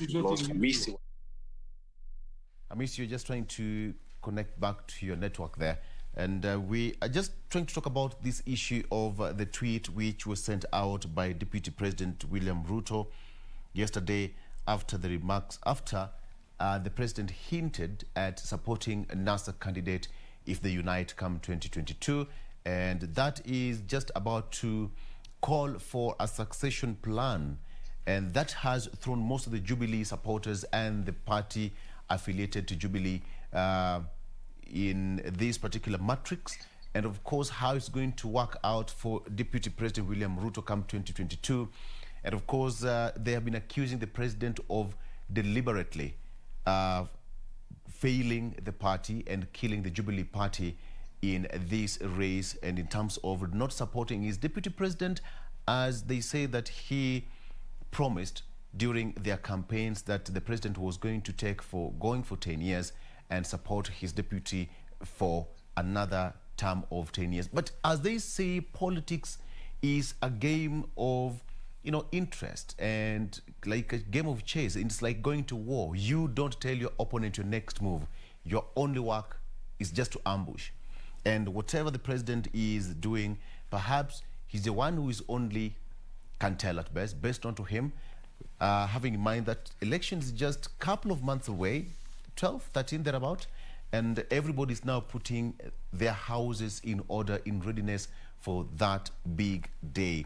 And of course, we're still going to be having to delve deeper into this conversation just to understand what's in the mind of the deputy president as well as the president and all these other leaders. Some people say that NASA was dead, but after that conversation, after that statement by the president, the question could be, was NASA dead, really? Or was it just put somewhere in a shelf and now it's back to life? Okay? And is NASA going to have it strong until 2022? Perhaps, Amisi, if you can now hear me, we can get the conversation going. You can take it over from where you left. You are still saying something, Amisi? Hey, thank you. I was just saying that I think there's a challenge in Jubilee. One is when we go the way we are going up to 2022, some people will have a house called UDA. How about those who will not be in UDA and they're still in Jubilee? They must find another house. I'm looking at the scenario of a group that is supporting the president and a group that is supporting the deputy president. So if UDA is going to house some of the people in that camp, this other group must find a house. And these are all, again, we're coming back to the scenarios, to the strategies. So I think that is one of the reasons that people are looking for a house to stand on or to sit on. The other thing is looking at NASA. I don't think whether NASA is dead. It is only silence, because if you look at how NASA was formed and how it can be dissolved, it has never been dissolved. So it is still there. Maybe you can waken up in politics, 1 week is long enough to be able to change the whole scenario. So there is a possibility for NASA to come back, even if it is not whole numbers of the supporters, but it is still there in the register. It has not been broken up. Or there's a possibility of having a new NASA. These alliances can be formed very, very, very fast in terms of alignment. If you go back to the history, you can see ODM and ODM Kenya. It was one party, and it came crumbling. But in another very few months, a new party, ODM, was formed, and it became as strong. So all these are possibilities. But I'm saying that the division is a bit too deep in the party, and maybe they have to come out and say, okay, we support this or we don't support this. For example, when you go to the Political Parties Act and you're supporting another party or another group, what does it say? You leave the one that you don't want, you go and form the new one that you want, and ask the people to put you there. And that is a strategy that cannot work now because we're so close to the elections. You cannot move out of your party and then go back to elections, and then general elections is in a few months. So people will have to, if you use the Swahili word, they have to kaa ngumu until 2022. And then you will see a lot of movements towards 2022 of redesign. You may see some people from NASA going to the other side. You may see people from UDA or from Jubilee going to other. People will have to have their interests and they have to calculate their movement. If you want to know why people are fighting, is if one person moves out of the parliament, about 20 people want that position. So there are people waiting. If you play around, they will come and join it. This is what politics is all about. Okay, then perhaps you might need to think that, or to reason that UDA now must be having a lot of work to do to familiarize the party and just to solidify the party in readiness for 2022. Don't you think so? That is the position, because I'm not sure whether they will come back to kind of main faces with the other Jubilee. I don't think that they will be able to say, let's make Jubilee a stronger party again. It is possible in politics, but right now, I think the water has really run so deep in the other side. Okay, and now, who are the biggest beneficiaries here? Are we likely to see more people now after that presidential pronouncement or that hint by the president? Are we likely to see most of the politicians now start turning their heads towards NASA or towards UDA? What is your perception? May I give you some history? One time, people were complaining that Honorable Kalonzo Musyoka is a chameleon, but his strategy is working. He is working. You can see when Mheshimiwa Mangilu said, "You people must work together." Mheshimiwa Kalonzo said, "By the way, we have never quarreled with Ndugu Raila. We are," and then he used the Kiswahili word, "Ukiviona vielea vimeundwa." Ukiviona vimeundwa vielea. You know, I think something is in the works. People are planning, so they can still join strength. Now we are watching Mheshimiwa Mudavadi. We are watching Weta has never said a thing. We are watching the former governor of Bomet. Those are the key. We are looking at the facial and body movements of brother Gideon Moi. So, because if you want to observe politics, follow the leadership, you see how moving. And then finally, it's BBI.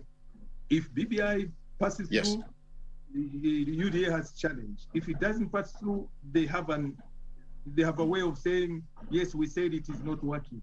So BBI is another factor. The handshake must come back. Okay, the handshake must come back either positively or because if BBI doesn't go through, Mheshimiwa Raila will have less support from the other side that does not support him every other time. But if it goes through, you create a position, a basis for distribution. I'm coming back, distribution of position. And Kenya is about position, by the way. One time we quarreled and we said, we as the educationists, why do you make the parliament so lucrative that everybody wants to go there in terms of financial resources? That's why if you are a senior lecturer, you are a professor, you are getting less than a quarter of what a member of parliament. We shall all go to parliament. Let's redistribute even the resources so that people can play. Either I'm in parliament or not, I should be able to live like any other person. So we have a challenge in the governance structure. Yes. Hamisi, let me just read the tweet here, which was sent out by Deputy President William Ruto. And just quickly, so the quote says, and I quote, "So was the destruction stroke dismembering of Jubilee, a national party, meant to pave way for support of regional and tribal parties in NASA? Now, with the collapse of Jubilee, isn't it fair for those who can't fit in ethnic parties to build UDA as an alternative national party?" Ama, what is your take on that tweet? The tweet is responding to that same question that was asked when UDA was formed. Is the formation of UDA, was it meant to destroy Jubilee? And if so, can people just keep quiet until 2022? Can't they be able to form? So those are questions around the party issue. there has never been a meeting. There have never been a discussion about the challenges that are there so that they can be sorted out. And people are looking for alternatives. Time is running out so fast. One time, people were saying, if you don't want Jubilee, move out. Okay? Ship out.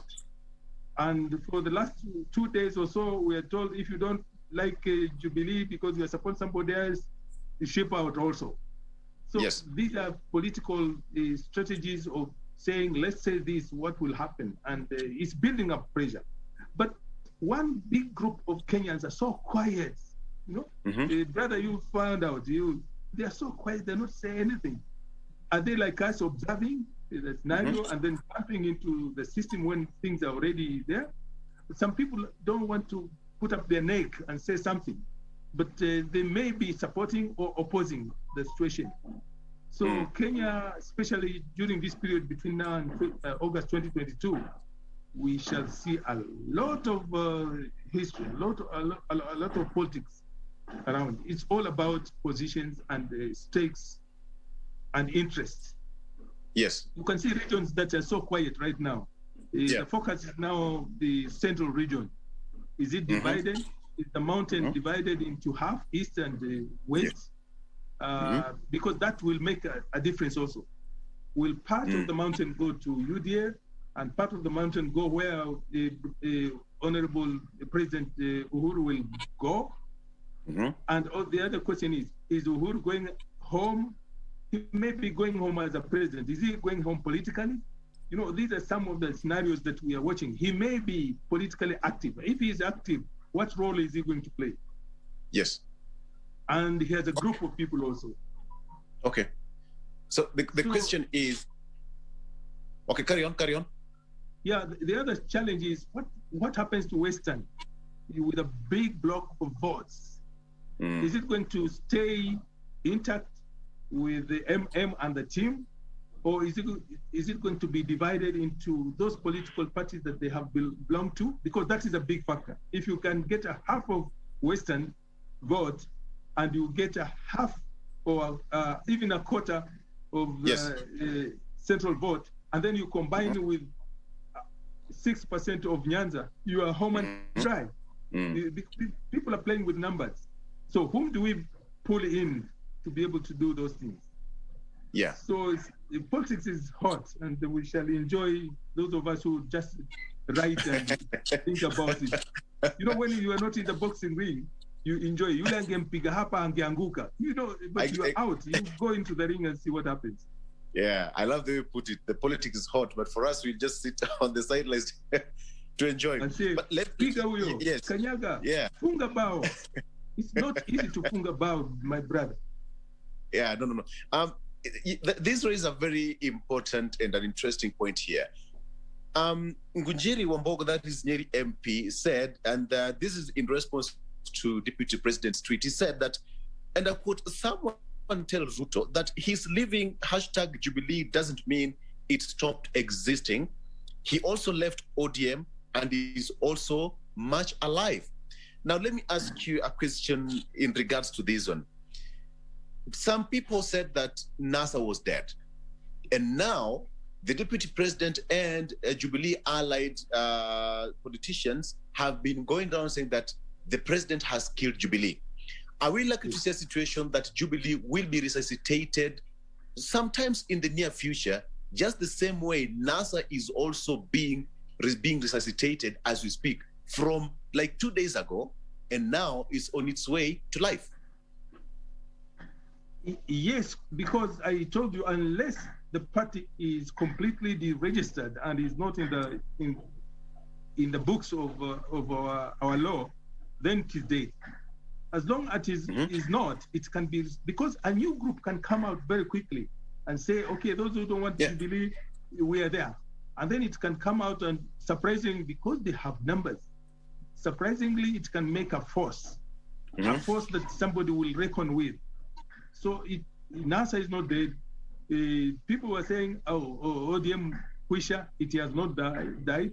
Those other parties that still exist are still there. Looking at Brother Ndugu Kalonzo Musyoka, he has a party. Looking at Mamangilu, he has a party.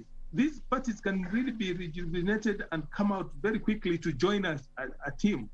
And everything is possible. Anything is possible.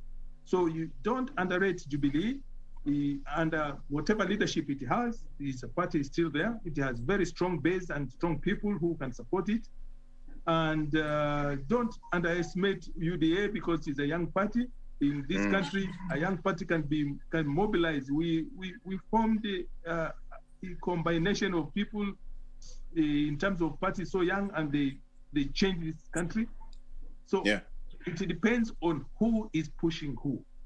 We want to see the people behind the President Uhuru. We want to see the people behind the Deputy President. We want to see the people that are being now told to come together in NASA. That will give us a kind of a direction of where we are going in terms of politics. Hamisi, kindly paint for me a picture on how you think 2022 would look like. If you were to wake up today and say, election is next Monday, give me a picture on what you are trying to see in your head from where you look, from where you sit. I have three pictures. One is one group that is being regrouped, that is NASA, with the support of the president, if so, has a very strong base for competition. The other group is the group that is being formed by the deputy president, UDA, is very strong. I'm expecting a third force. I'm expecting a third force that either supports or splits the votes. So to me, there are scenarios that that team that is being supported by the big shots, two teams, one being NASA, the other one being UDA, and they will really fight. Those are front runners. But don't underestimate anything in politics. A third force can come and say, we don't want UDA, we don't want the NASA group, and then they can come out with the support. So my picture is we may have a government that is not fully strongly on one party.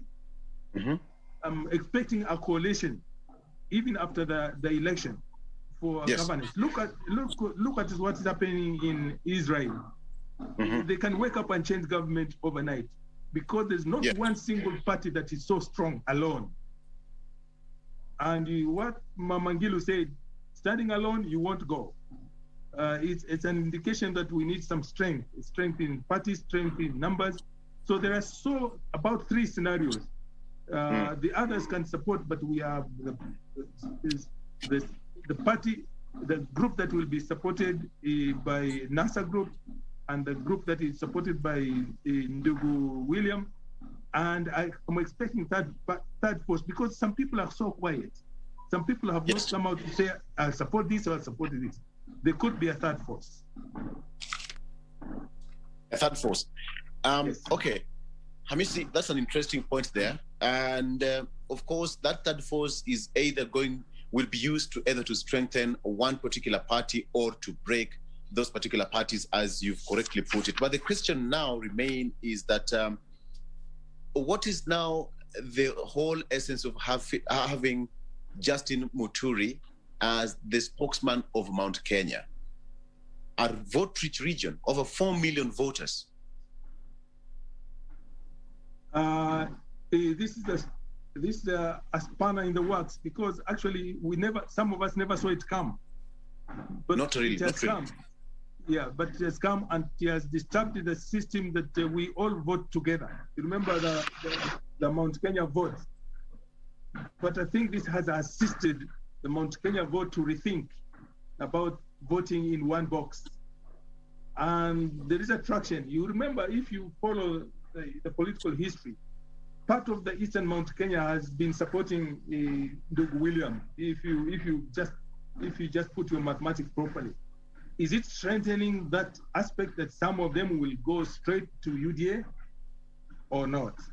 You can say that we call ourselves Mount Kenya, but in in the seat that we discuss Mount Kenya, part of Mount Kenya is not there. People are questioning themselves, are we part of this Mount Kenya group or not? So that politically is going to split the votes in Mount Kenya. Call it, that will determine the votes in Mount Kenya East. Where will it go? It is a block from Meru to Embu. It's a big block which you cannot underestimate. So yes, there is that challenge in Jubilee, in Mount Kenya, solidarity. And also some of us are not very happy with this grouping, because if you say we are group, this is ours. You know, you have stopped over 30 communities in Kenya. So where will we unite if people are talking about groups? They're talking about this is ours. This has to come out, because where do you keep people like us from the corner of the world? When we say Kenya is not ours, you say, oh, you are. But you see, you are not being treated as one. So let's have a formula that includes everybody. Let's have a cabinet that is a face of Kenya. Let's have administration that is a face of Kenya. Let's have a politics appointment with a face of Kenya. If you have that kind of scenario, we don't care where the head of the state will come from, because we are Kenyan. Some of the people were saying, I'm very sad to be a Kenyan. I'm not proud to be a Kenyan. The moment you have that element in your system, then you have not that solidarity. Look at the Americans. They are so diverse, but they're so proud when they come out here. I'm American. You see, you have to inculcate that thing in your, that this country is ours and they love it. But you can only love it if the other people in the country love you also. So politics has to change to and I think I like the way the president is doing. Let's work together. Yes. Even if we were fighting head on yesterday, we can still sit together for the purpose of the country and the purpose of our children.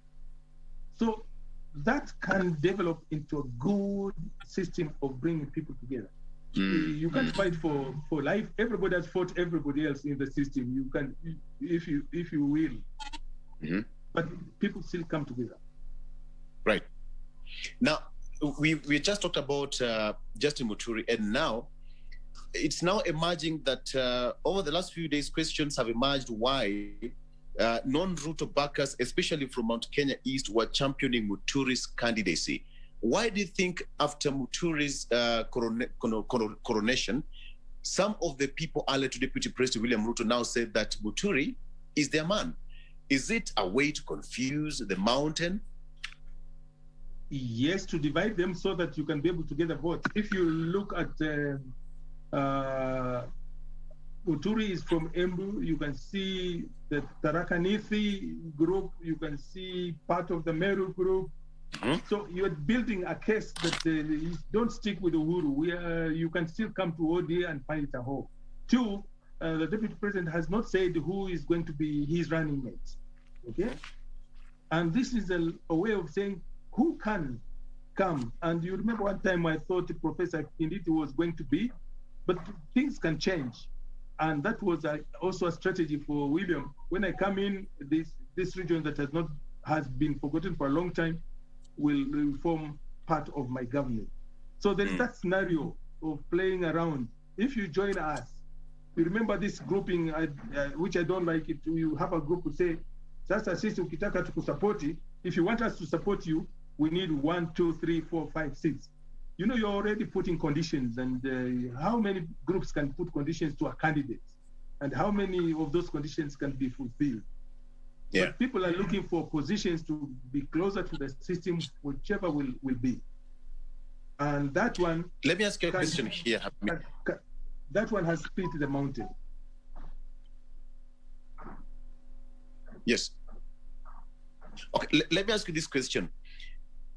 Is DP Ruto running out of options? If yes, why? If no, what are some of the options does he have right now? Yes and no. Yes, because if the big six, because there were big five when the president was not supporting the NASA group. if the big six are on one side, that's a challenge. You may be strong, you may have strategy, but that big six commands numbers. So that is the challenge. The other side is the deputy president is so intelligent that he goes around within the team, he has his people. And he has created a really network that one day it may wake up and you see a big change in terms of his politics. So yes, if the many big people stay together, then that forms a very difficult situation. And you know what I'm waiting for is to see the numbers, the political numbers in terms of those who call the shots in each team. That will give you a scenario. If you have strong people who have influence on the ground, who are these and who can they be? You see two regions are so quiet, and I'm trying to make a study. The regions that are so quiet, one is Nyanza. It's so quiet, I think it's watching. The other one is Rift Valley. You know, it's coming up and down in terms of their full support. That will make a difference. If people want to do something, can go there. Western, sometimes you see some split in terms of statements. But these regions that are not saying anything, brother, they have something. When the water runs deep, it looks like it's not moving. There will be a change. Okay. All right. Right now, it's a few minutes past 9 a.m. and I think it's the right time to take just a very short break. But when we come back, let's also talk about the issue of businessman that is Jimmy Wanjigi, also saying that, you know, he's been a kingmaker, but this time around, it is his time to be the king. Let's take a break. We'll be right back with more after this break. Thank you.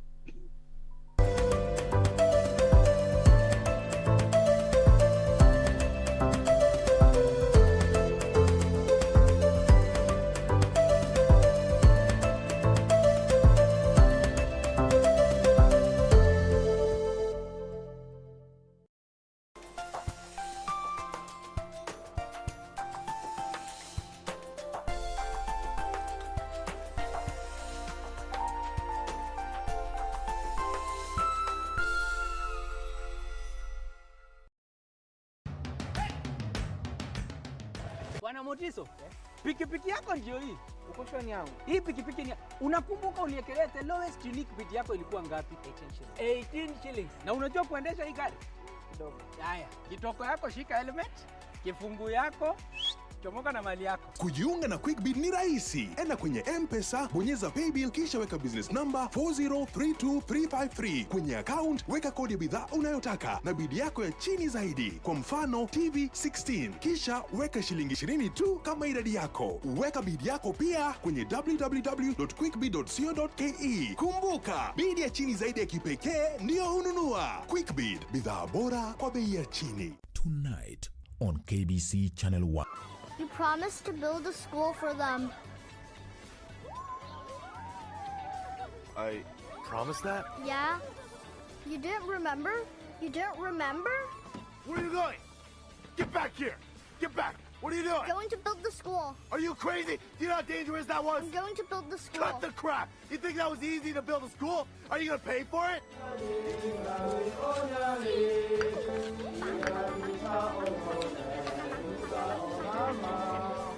Hello? Carry the bricks. Hello? Who's there? Hello?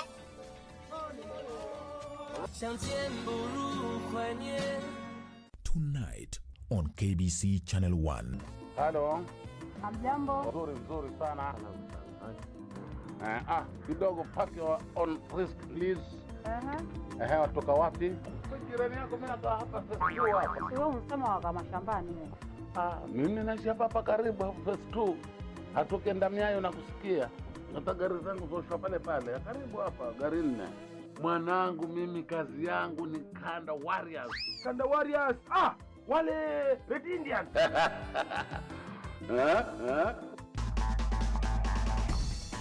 Is Helen Shiri, formerly of Warembo Bila Makeup Rally Team and Head Girl Racing. The moment I'm in organization for this safari rally, I'll be the event secretary. We are really supporting the ladies in the safari, the ones that have entered. I'm hoping they're going to give the men a run for the sport they are better known in. We've really been waiting for this for a long time. We've worked hard on making the preps ready. All we are asking the Kenyans is, if you're not able to come to the spectator stage, you'll be able to follow the whole rally in KBC Channel 1.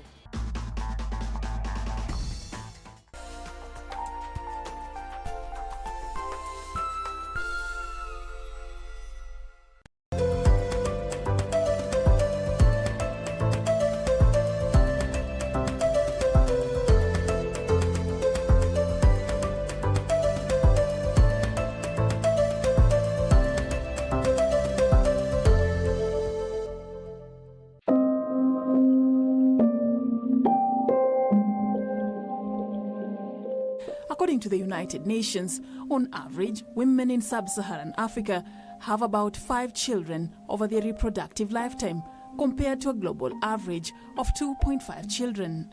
Africa has one of the highest infertility rates, which is estimated to be about 30% of the population. Coming closer home in Kenya, this is estimated to be between 15 to 20%. I sought to find out how it feels to have no child in a society that faces such a paradox. My journey takes me to the quiet Kamihawa village at the heart of Bondo sub-county in Siaya County. Here, I meet Margaret Agutu, a widow for 10 years. Margaret has fond memories of her late husband. I loved my husband because he respected me. Her high spirits, as she narrates their love story, can mislead you to think that her marriage was a bed of roses. That may have been her desire, but being in a childless marriage was a painful experience. My brothers encourage me. When I go home, I tell them, you are lucky you have your children. All my sisters have children except me.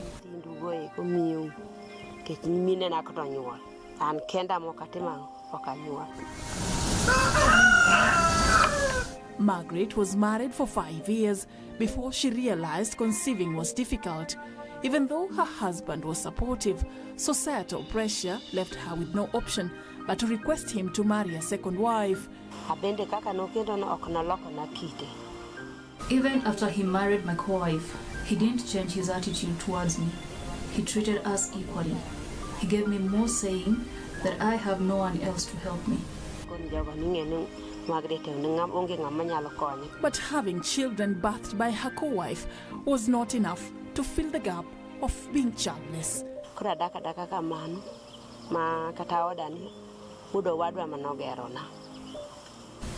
Even this house, my nephew built it, but I cannot complete it because I have no one to help me.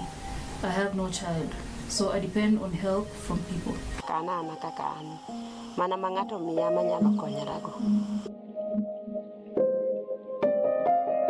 She shares the same plight as Jane Akumu Okoto, a resident of Waseda village in Siaya. In her 30 years of marriage, Jane never got pregnant. After losing her husband years back and with no child of her own, she paints a picture of the solitude she faces in her sunset days. It is God who gives, and if He doesn't give, I cannot take by force. Next, I meet Rose Awino Obondo. She has been married twice.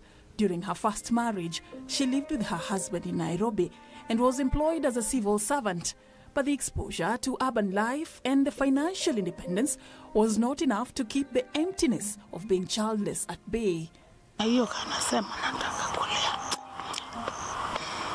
The pressure to have a child prompted her to find other alternatives in a bid to silence the naysayers. Hiyo nilikaa tu na huyu bwana yangu, huyu wao anasema siwezi pata mtoto naye, nikapata mimba tena, mpaka mimi najua tu niko naye, hata watu wa kazi alijua. Ya huyo bwanako? No, wakati hiyo tuliwachana. Even in her second marriage, her conception journey remained far from over.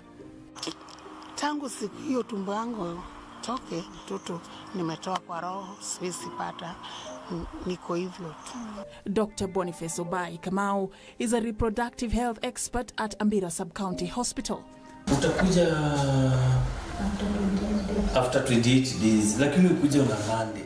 We meet him making his routine rounds at the facility's maternity wing. This new mother cannot hide her happiness after a successful delivery. Joy that thousands of women have not experienced and perhaps never will in a society that still has misconceptions around infertility. In many communities, it is still associated with witchcraft. Tumbo yangu alitoka tu hapo. Watu hapa Sakwa pia iko ma relatives zangu ya mama yangu. Kamwambia hivyo, akasema ungelala kwa hiyo kitanda. Labda hiyo kitanda ndio iko na kitu mbaya. One person told me to sacrifice my blood brother so I can be able to conceive, but I refused. So what are the contributing factors of infertility? Infertility is actually being unable to conceive despite having regular unprotected sexual intercourse. We have where the uterus, for example, during birth, a woman is born without the uterus or is born without the cervix or even the vagina. Those are abnormalities related to formation of the baby in the uterus.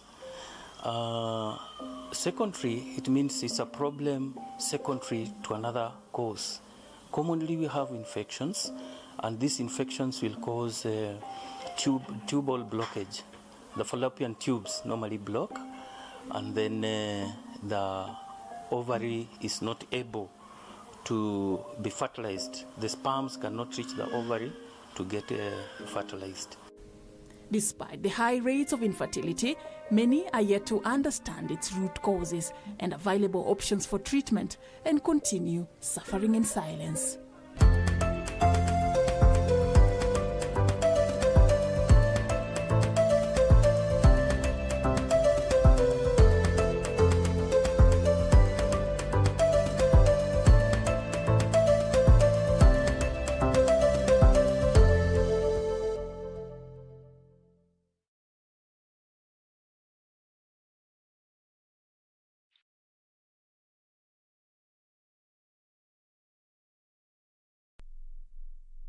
Welcome back, and you're still right in time for The Viewpoint. My name is Victor Law, and we're still continuing with our discussion. A lot happened over the weekend and over the past few days, and of course we're still trying to get the real gist of the stories from the political analyst and the governance expert point of view.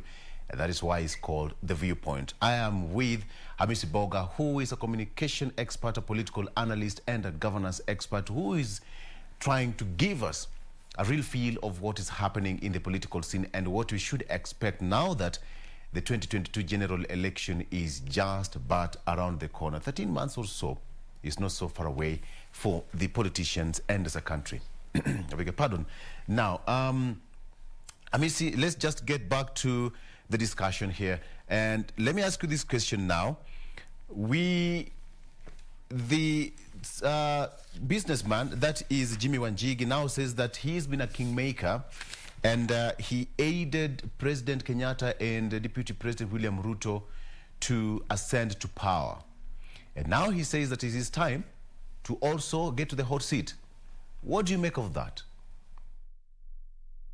Thank you. I think Kenyans are allowed, every person who has a vision and he can be able to fight for a political seat is allowed. But that gives us another scenario. Now that Honorable Wanjigi has come in, Governor Muranga Mwangi Iria wanted, he has actually said he's going to contest for the presidency. And you can see in the region, there are more people who are coming up, maybe after Uhuru. This question is after Uhuru politically.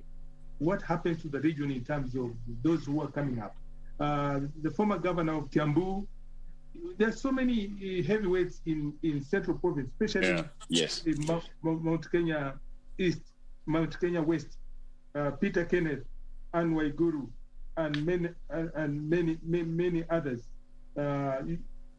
So Jimmy is finding his way so that you come out and clearly. Maybe he wants to try, or he wants to really present himself as the candidate for presidency. And that gives a challenge to UDA, to Honorable Deputy President.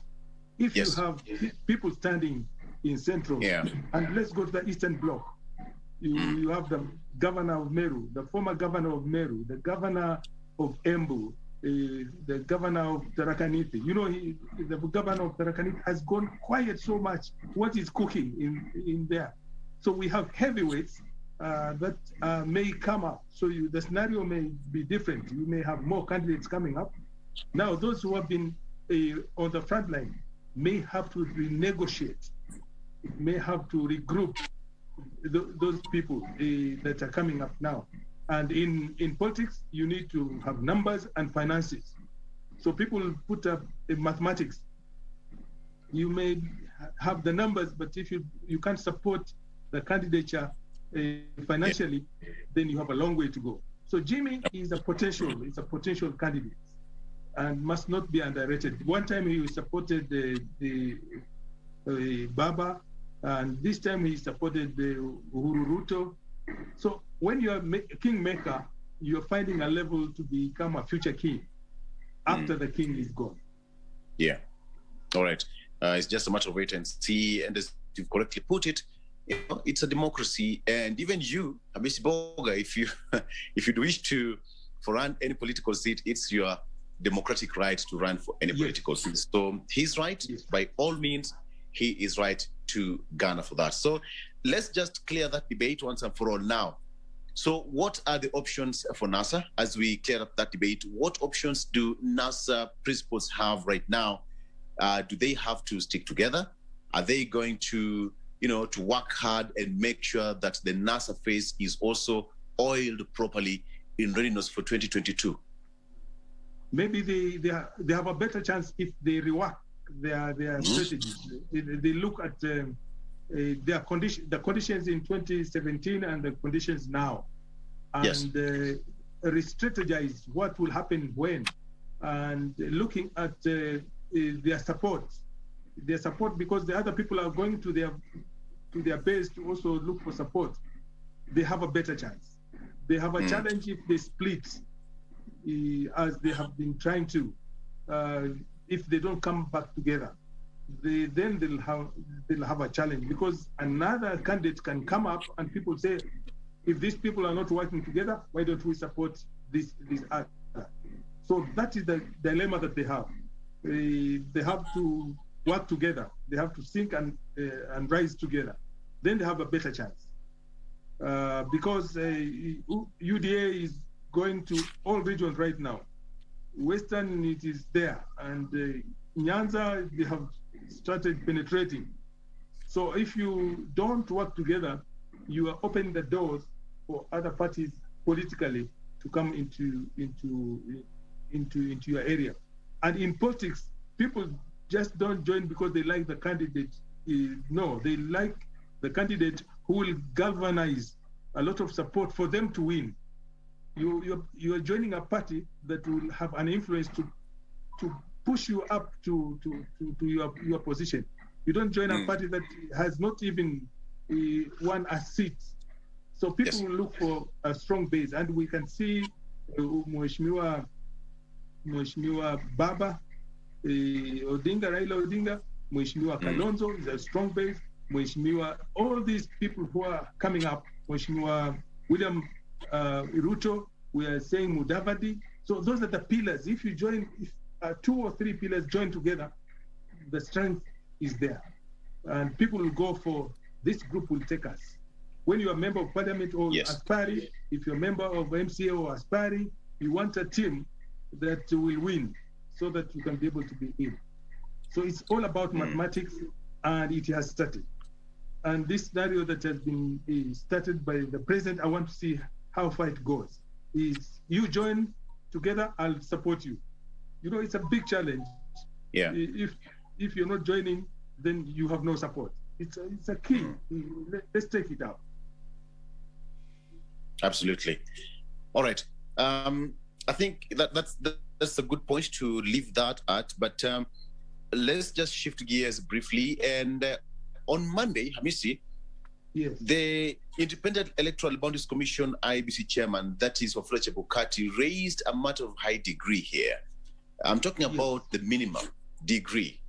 And he said that come 2022, he will make sure that the amended Section 22 of the Elections Act will be implemented from next year, where the bare minimum is a university degree for the MCAs. And this has not gone down so well with many people. What is your take on this, Hamisi? It can't go down with very many people because of just the principles of politics. Leadership does not translate into papers. Papers sometimes don't support you in leadership concept. This started when the Secretary General of Association of Local Government Authorities of Kenya, in 2010, when we passed that constitution, that idea of having quality leadership came. That idea of having the MCAs having higher qualifications came in. But we went up to Parliament to influence the Parliament that even some of you members of Parliament don't have degrees. Why should MCAs have degrees? We went until the bill was drafted. It was saying leadership. Let's leadership be open. Let's look at other qualities of leadership: integrity, support, and all these. Because history tells us in Kenya, so many people who have successfully led us were not educationally at the degree level and above. And those who have even beyond may have done very badly. So let's not use it as a criteria for leadership. It has a good point because the kind of leadership at the county level right now, with all those kind of policies, papers, you need somebody who can be able to read and write. But why don't we employ very technical people and pay them to be able to do this? And the leadership will be decision-making, governance, and showing people direction. But then it is also important. My suggestion was, in fact, after that, when I had, my suggestion was what we did at Algak. When we had this, we called a big meeting of all MCAs. Time is changing. Can you start changing? We worked with the JQAT. We developed 3 courses: certificate, diploma, and degree level for leadership in local government. We trained about 600 leaders, and 67 of them majority went for certificate, 67 went for a diploma. And as I speak now, I'm proud to say that 7 former councillors are graduates as we speak right now. But you encourage them, don't force them, because we said it's your leader. If you can be able to handle this, we can support. So why don't we leave it open? We say leadership requires quality and professionalism, but human rights say don't block others from doing. Maybe other people who are so good at thinking, at policy, are not that educated. Those who guided us up to here were not educated. Our mothers, our fathers who even took us, they had to sell land so that we can go to, they were not educated, but they had a vision. They had said, my son or my daughter, if he goes to school, will do this. And they didn't force us. They said, some of us were not forced. The choice is there. Do you want to go to school or do you? But if you force somebody, sometimes it comes with a negative connotation. It comes with vengeance. Why are they stopping us? And it's a wrong time because Mheshimiwa Ruto says we want to start from the bottom and hustlers have a right. And you are saying those who are not educated have no right. It is a political bombshell. So I don't encourage it. Yeah. I would say let's go slow with it. Let's revisit the law and says we encourage people to have qualities and the skills and information, because as a leader, you also need to call shots. Somebody brings you a paper and you can't even argue about it. You can't even ask a question. But let's let it have, let it be an option, not a rule. Let it be an option, not a rule. But the question would therefore be, when it comes to debate, how would one who is not able to articulate some of these issues be given a chance to lead a nation? Or perhaps, as I said earlier, you want to represent your constituents in a high-level debate. How would one articulate some of the issues if one does not have requisite papers or knowledge? We pushed for that reason, for that argument, until we have the two languages that can be used both at Parliament building, at Parliament, and also at the Assembly. If you can speak Kiswahili, my dear brother, you can bring any policy, you can bring any issue, and even if you speak your mother tongue, there could be somebody who can translate what you have said, so that people get the gift. Because we're going to lose a lot of potential issues and policies from people who never went to school, but they're so good. So we have two languages. Why should we not translate even the law? I'm using the Constitution of Kenya 2020 in Kiswahili. It's so that it's there. Why don't we translate the other documents so that people can be able to use and still perform their functions properly? I watch the debates in Tanzania. Those who are speaking their mother, those who are speaking Swahili, they are so deep in their thoughts, and then you can decide to translate what they have said. So between now and next year, I'm so sure we are likely to see, as many would see, I would say, that many of the people who are going to be running for these political seats will be try to acquire degrees, just to have these particular positions in their hands. Are we likely to see an upsurge of fake degrees, diplomas, masters, and what have you come next year if this is implemented, this amended act is implemented? We had that challenge in 2011, and we saw a lot of degrees and papers and certificates and diplomas, and it affected the system. But I'm glad some of them were checked. Some of them were told, no, you can't do it. Especially for governorship, people really went all out to make sure that they have a degree. Therefore, it forced people to go the other way around, not happily going to college, to university to learn, but to acquire. This difference of acquire. People can buy those things. The moment you force something, people will bring you. You want a PhD? Somebody was saying O-level, which third degree, is it first class, second class, or third? They can create these things, and they look so genuine. I don't know where they get these papers. So if you put a block, like you say, you don't want things from Tanzania to come, they will come. The moment you stop, somebody will find another route. If you keep it open, people just think, do I go? Do I not go? So I still believe in this policy of let's do it slowly, let's develop slowly, and let's make sure that whatever we discuss in assemblies and in parliament create a situation where somebody needs to go back to school, needs to get skills, needs to get especially languages. It is so important. But if you want a language certificate, it will come. We are Kenyans. And you talked of something that you were part of the team that formulated a program at JQAT, right? For leadership and governance programs. Now, from that direction, what would you think should be the bare minimum for leadership come 2022, or even moving forward? I would propose post O-level for MCA and a certificate. And if you go higher, at least a diploma. But going for a degree right away is not, because we were encouraging our councillors at least get a certificate post O-level certificate, and post O-level at least a diploma. You know, that somebody with those kind of qualifications, I've been teaching at JQuat, those two people are reasonable, people are arguing, their arguments are good. You just want to push them up and say, now you can be able to do it. In fact, some of them were so good, they had just to go through the course they had already passed because they had that level of thinking, that level of argument, that level of writing.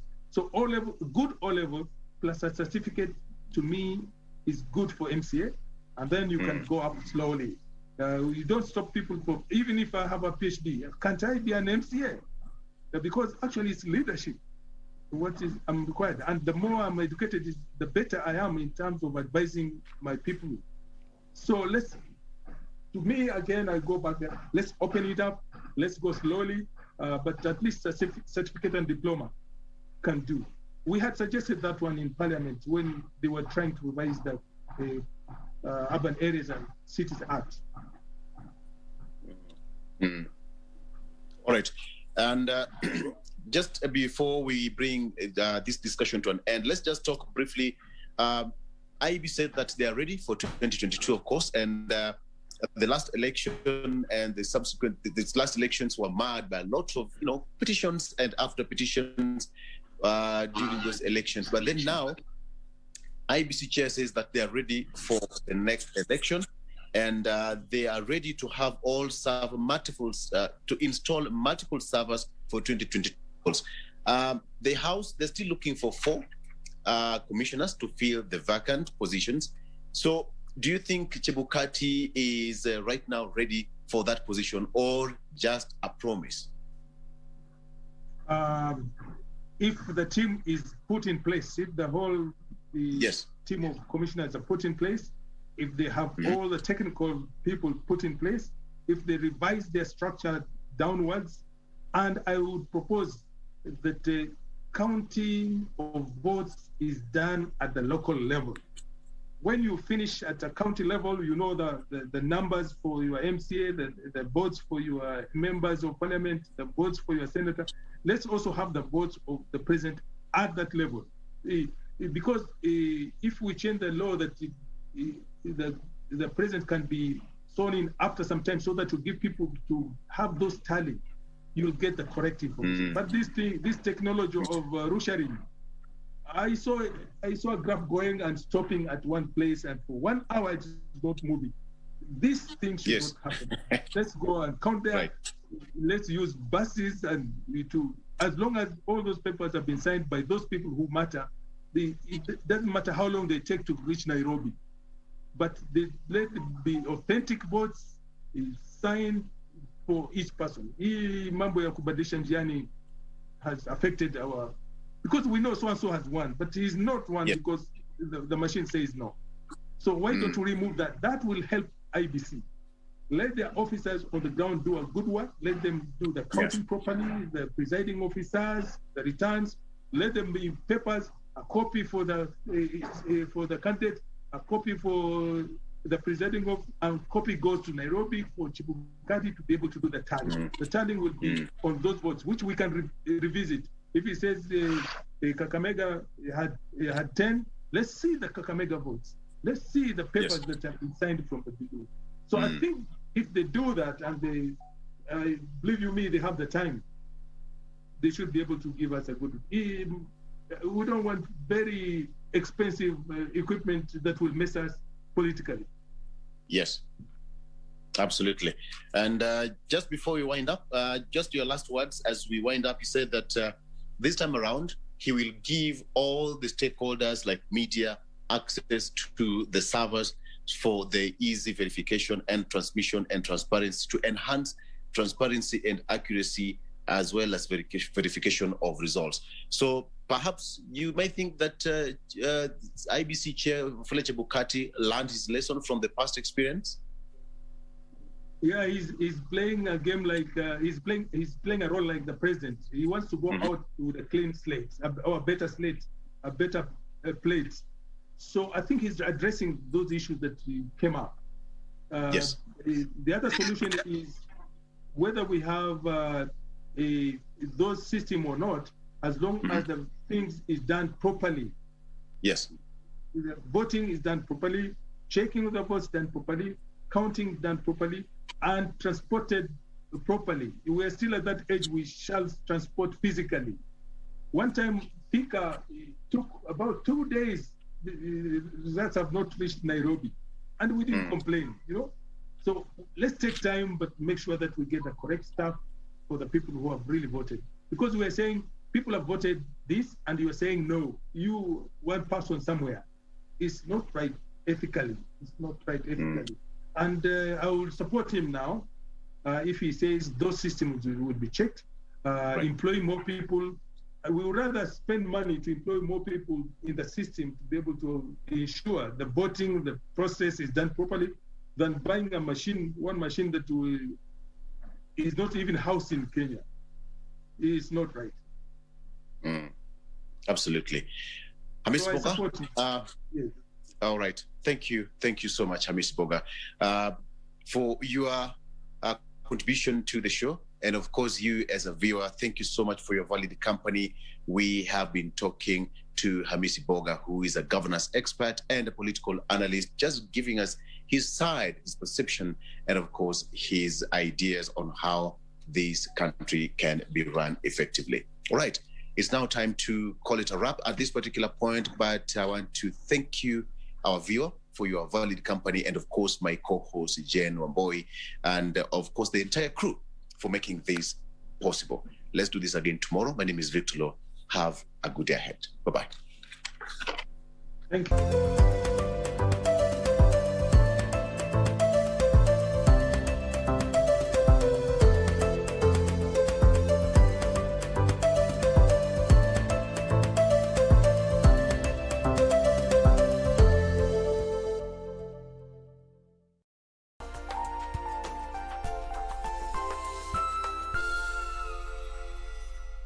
Tonight on KBC Channel 1. How can I ever thank you for what you've done for my son? I did it out of love for your son. You don't need to thank me for that. I gave you the very best of me. And you betrayed me. Max, what if I told you I had to do that for a reason? A reason so strong that it drove me to do the things I did. Max. What's happening? I have no idea. Oh, no! Watch out! What do you want from us? Who are you? Don't what are you doing? What are you doing?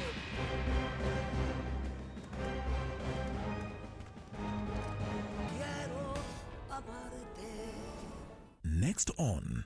Wewe ushapata kazi, unasahau ulikotoka. Mama namchukia. Wewe ulikuja hapa kula ama ulikuja hapa kufanya kazi? Nilipanga pesa mkuja hapa kwa nini? Kwa ofisi kushinda mmeongea about Arsenal.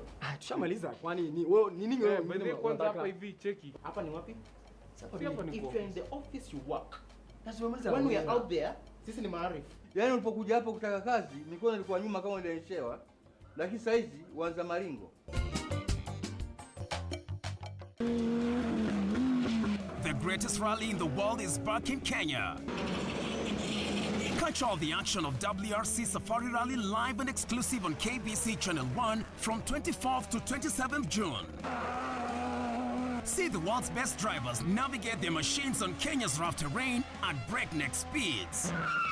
Experience the thrills, adrenaline, drama and excitement as man and machine do battle.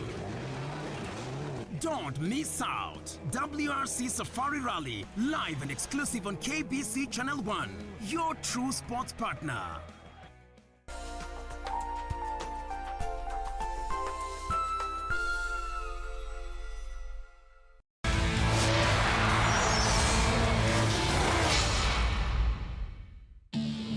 Seb Ogier making his final preparations for the final day of Croatia Rally. He's the leader, but Elvin Evans and Thierry Neuville are both within 11 seconds of him. We're set for a nail-biting finish. 4 stages to the north of Zagreb make up this final day. First are the 25 kilometres of Bliznic. That's followed by the 14 kilometres Zagorski Sela test. Repeat runs through these complete the rally. with the final stage, of course, the power stage, where bonus points are available.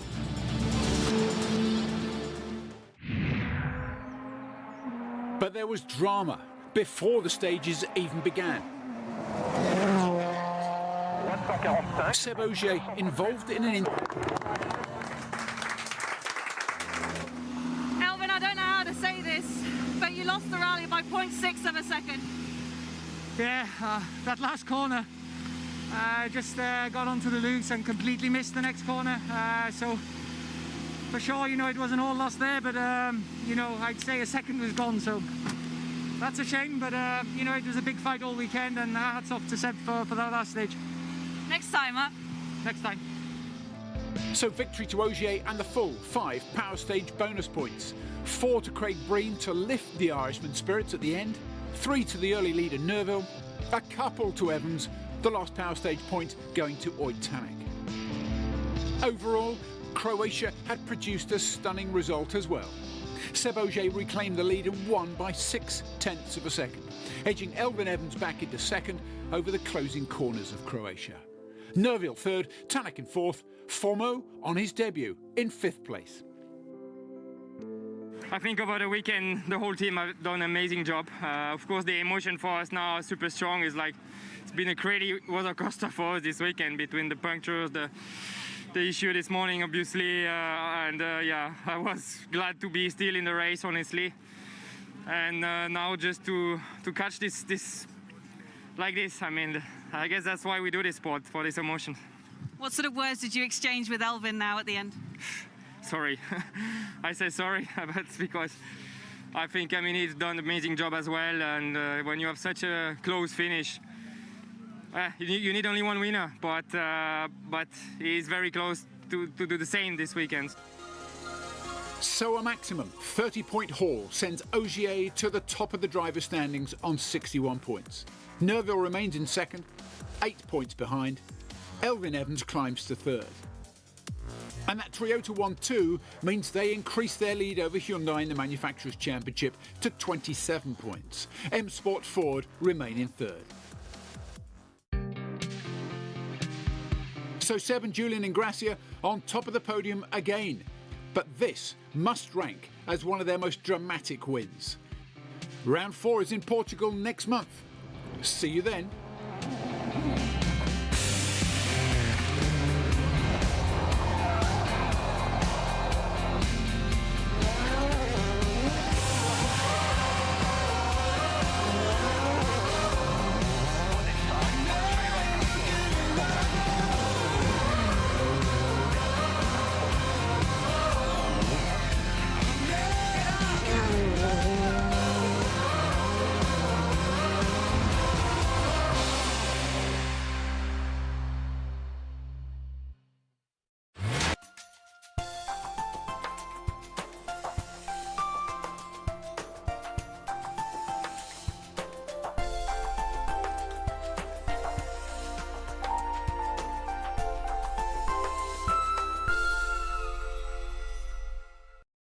Tonight on KBC Channel 1. How can I ever thank you for what you've done for my son?